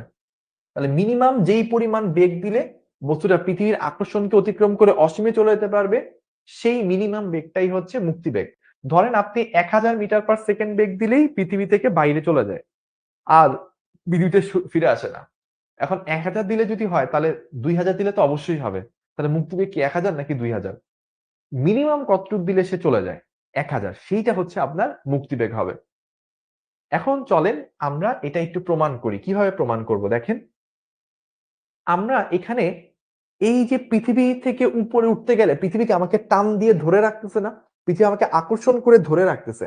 ধরলাম আমি এম ভরের একটা বস্তু, আর পৃথিবীর ভর হচ্ছে ক্যাপিটাল এম। তাহলে এই যে ক্যাপিটাল এম ভরের পৃথিবী, আমি স্মল এম কে আকর্ষণ করে ধরে রাখতেছে। এই আকর্ষণ বলের এগেইনস্টে আমি ধাক্কা দিয়ে দিয়ে দিয়ে দিয়ে অসীমে যাব। এই আকর্ষণ বলের বিরুদ্ধে কাজ করে করে আমাকে অসীমে যেতে হবে। তো এই যে প্রয়োজনীয় কাজের যে শক্তিটা, কাজ করার জন্য যে শক্তিটা, এই শক্তিটাই আমাকে কি করতে হবে? গতি শক্তি আকারে দিতে হবে। তার অর্থ আমি এখানে একটা গতি শক্তি দিব 12 mv²। এই শক্তি দিয়ে আমি কি করব? আমি হচ্ছে অসীমে যাওয়ার জন্য, আমি হচ্ছে আর থেকে অসীম এ যেতে কৃত কাজ। মানে এই যে আমি পৃথিবীর সারফেসে আছি, এখান থেকে অসীমে যাওয়ার জন্য যে কাজটা লাগবে বা কৃত কাজের জন্য প্রয়োজনীয় শক্তি, এখান থেকে এখানে যেতে কৃত কাজের প্রয়োজনীয় শক্তি। প্রয়োজনীয় শক্তি।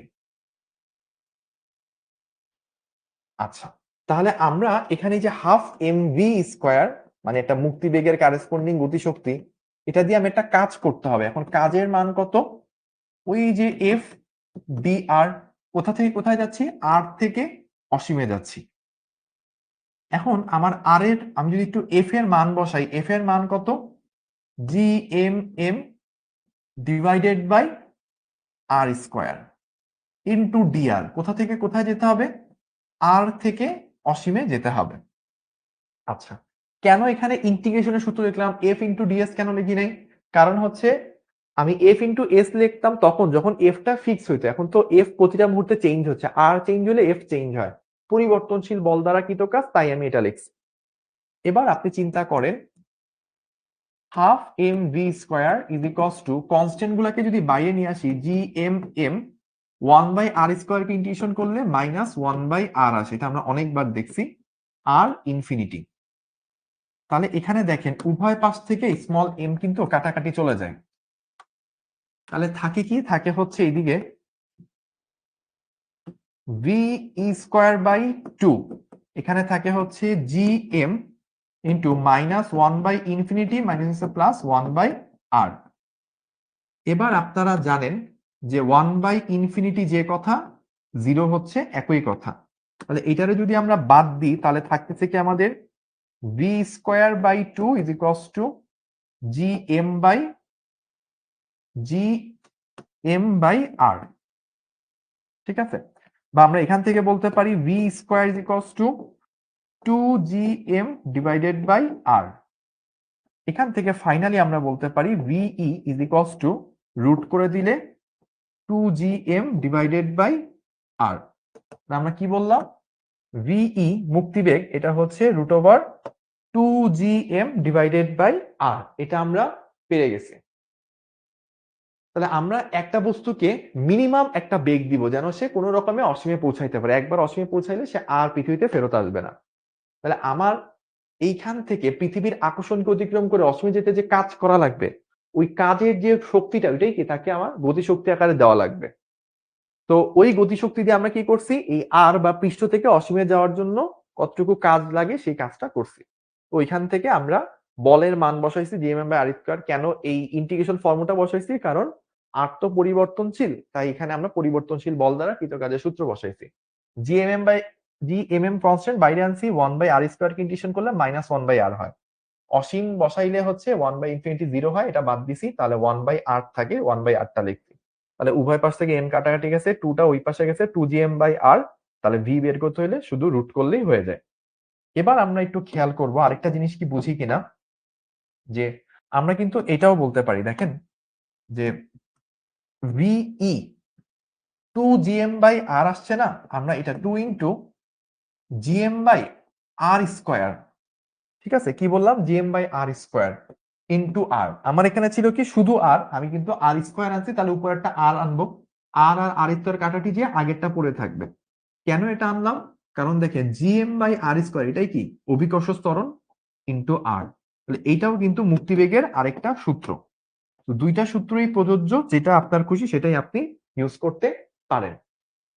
এখন দেখেন আমরা এটার মান যদি একটু বের করি, 2 ইন্টু 9.8 ইন্টু, ওই যে আপনি যদি বের করেন, বা আপনি এটা দিয়েও বের করতে পারেন, ভিই 2 ইন্টু জি বের করেন, 6.673 10⁻⁻11। এম কত? 6 10⁻24। আর কত? আর হচ্ছে 6.4 10⁻6। দেখবেন এটা করলে 11.2 কিলোমিটার পার সেকেন্ড আসে। 11.2 কিলোমিটার পার সেকেন্ড আসে। তার অর্থ এই বেগে যদি আপনি ছুঁড়ে মারেন তাহলে বস্তুটা অসীমে চলে যাবে, আর ফেরত আসবে না। ঠিক আছে? এটার উদাহরণ কি স্যাটেলাইট? না, স্যাটেলাইট আলাদা একটা জিনিস। স্যাটেলাইট আমরা আলাদাভাবে ক্লাসে পড়বো, পরের ক্লাসে হয়তো ইনশাল্লাহ। এইটার উদাহরণ আসলে আমরা অত বেগ দিয়ে সাধারণত কোনো বস্তুকে মারতে পারি না। এত বেগ দেওয়ার মতো শক্তি সাধারণত আমাদের কাছে থাকে না। এজন্য ওই যে রিলেটিভিটি চ্যাপ্টার আপনারা পড়বেন সেকেন্ড ইয়ারে, দেখবেন এটার ম্যাক্সিমাম জিনিসই বুঝবেন না, সূত্র মুখস্থ করে কাজ করতে হবে। কেন বুঝবেন না? বিকজ ওইটা আসলে বাস্তব লাইফে আমরা চোখেই দেখি না। এতদিন যা যা পড়ছেন সবকিছু আপনি চোখে দেখছেন, কিন্তু এই মুক্তিবেগের এক্সাম্পল খুব একটা হয় না।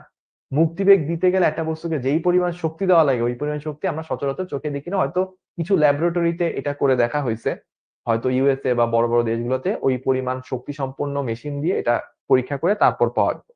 সকল দেশের ওই পরিমাণ ফ্যাসিলিটি নাই, ঠিক আছে? আচ্ছা, রকেটের ক্ষেত্রে কি এরকম হয়? না, রকেটেও যদি আপনি অত বেগে মারেন তাহলে সে তো মহাশূন্যে চলে যাবে। চলে যাওয়ার পর সে তো আর ব্যাক করতে পারবে না, তাই না? সো ওই ব্যাপারটা কিন্তু মাথায় রাখতে হয়। আচ্ছা, তাহলে এনাম ভাই ছাড়া এটা আর কেউ পারবে না, মানে কি এনাম ভাই একমাত্র এই পরিমাণ বেগ দিয়ে ছুটতে পারবে, এটা বুঝাইছেন? এনাম ভাই শুনলে আপনাদের অবস্থা খারাপ করবে। তাহলে আমরা এইটুকু পর্যন্ত দেখলাম এবং এইটাকে আরেকভাবে প্রুফ করা যায়। কিভাবে প্রুফ করা যায় আমি এটা একটু দেখাবো।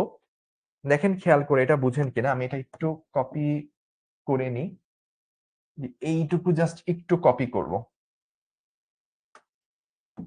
কিভাবে এটা করা যায় দেখেন কি সুন্দর একটা সিস্টেম। অল্টারনেট উপায়, অল্টারনেট। আমি আজকে খুব একটা ম্যাথ করাইতে পারতেছি না বিকজ থিওরি আগে শেষ করতে হবে, বাট আমি যখন সুযোগ পাবো কিন্তু প্রচুর পরিমাণে ম্যাথ করাবো, আগেই বলে রাখতেছি।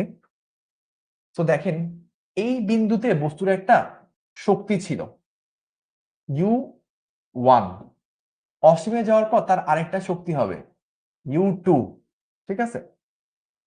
এখন আপনি চিন্তা করেন শক্তির সংরক্ষণশীলতা নীতি, শক্তির সংরক্ষণশীলতা নীতি এটা অ্যাপ্লাই করব। তাহলে পৃষ্ঠে শক্তি ইকুয়ালস টু অসীমের শক্তি, তাই না? পৃষ্ঠের মোট শক্তি আর অসীমের মোট শক্তি কি সমান হবে? তাহলে পৃষ্ঠে আপনি কি দিছিলেন? একটা গতি শক্তি দিছিলেন ½ mv², এই শক্তি দিয়ে আপনি পৃষ্ঠ থেকে ছুটছেন। আর পৃষ্ঠে আপনার একটা বিভব শক্তি ছিল, বিভব শক্তিটা কত? ওই যে -gmm ডিভাইডেড বাই r। মনে আছে মহাকর্ষীয় বিভব যদি আপনার বিভব যদি হয়ে থাকে v, তাহলে v কে m দ্বারা গুণ করলে কি আপনি বিভব শক্তি পাবেন। তাহলে gm/r ছিল, স্মল m দিয়ে গুণ করছি, বিভব শক্তি পাইছি। বিভব শক্তিটা কিরকম? নেগেটিভ। ওই যে আমি বিভব শক্তি মান নেগেটিভ সেটা পড়ছিলাম। ইকুয়ালস টু অসীমে গেলে এখানে গতিশক্তি কত? অসীমে গতিশক্তি হচ্ছে 0, অসীমে গতিশক্তি হচ্ছে 0। So 0 minus gmm divided by এখানে কতটুক দূরত্ব আছে সেন্টার থেকে? অসীম দূরত্বে আছে। এবং কোনো কিছুকে অসীম দ্বারা ভাগ করলে সেটা কত হয়ে যায়? 0 হয়ে যায়, ঠিক আছে? তাহলে আমরা কি পাইলাম? আমরা পাইলাম হচ্ছে ½ mv² minus gmm by r equals to এখানে একটা 0 মাইনাস 0 তার মানে 0, বা ½ mv² equals to gmm divided by r। এখানে স্মল m গুলো কাটাটি চলে যাচ্ছে। এরপর আপনি যদি সাজায় লেখেন দেখবেন এক্স্যাক্টলি সেম জিনিস পাবেন। 2টা ওই দিকে গেলে 2gm divided by r root করলে শুধু এটা পাই, বা আমি এটাকে এভাবেও লিখতে পারি 2gr। তাহলে দেখেন আমরা একই প্রুফ মহাকর্ষীয় বিভব দিয়েও করতে পারি, আবার চাইলে আমরা ইন্টিগ্রেশন করেও কাজটা করতে পারি।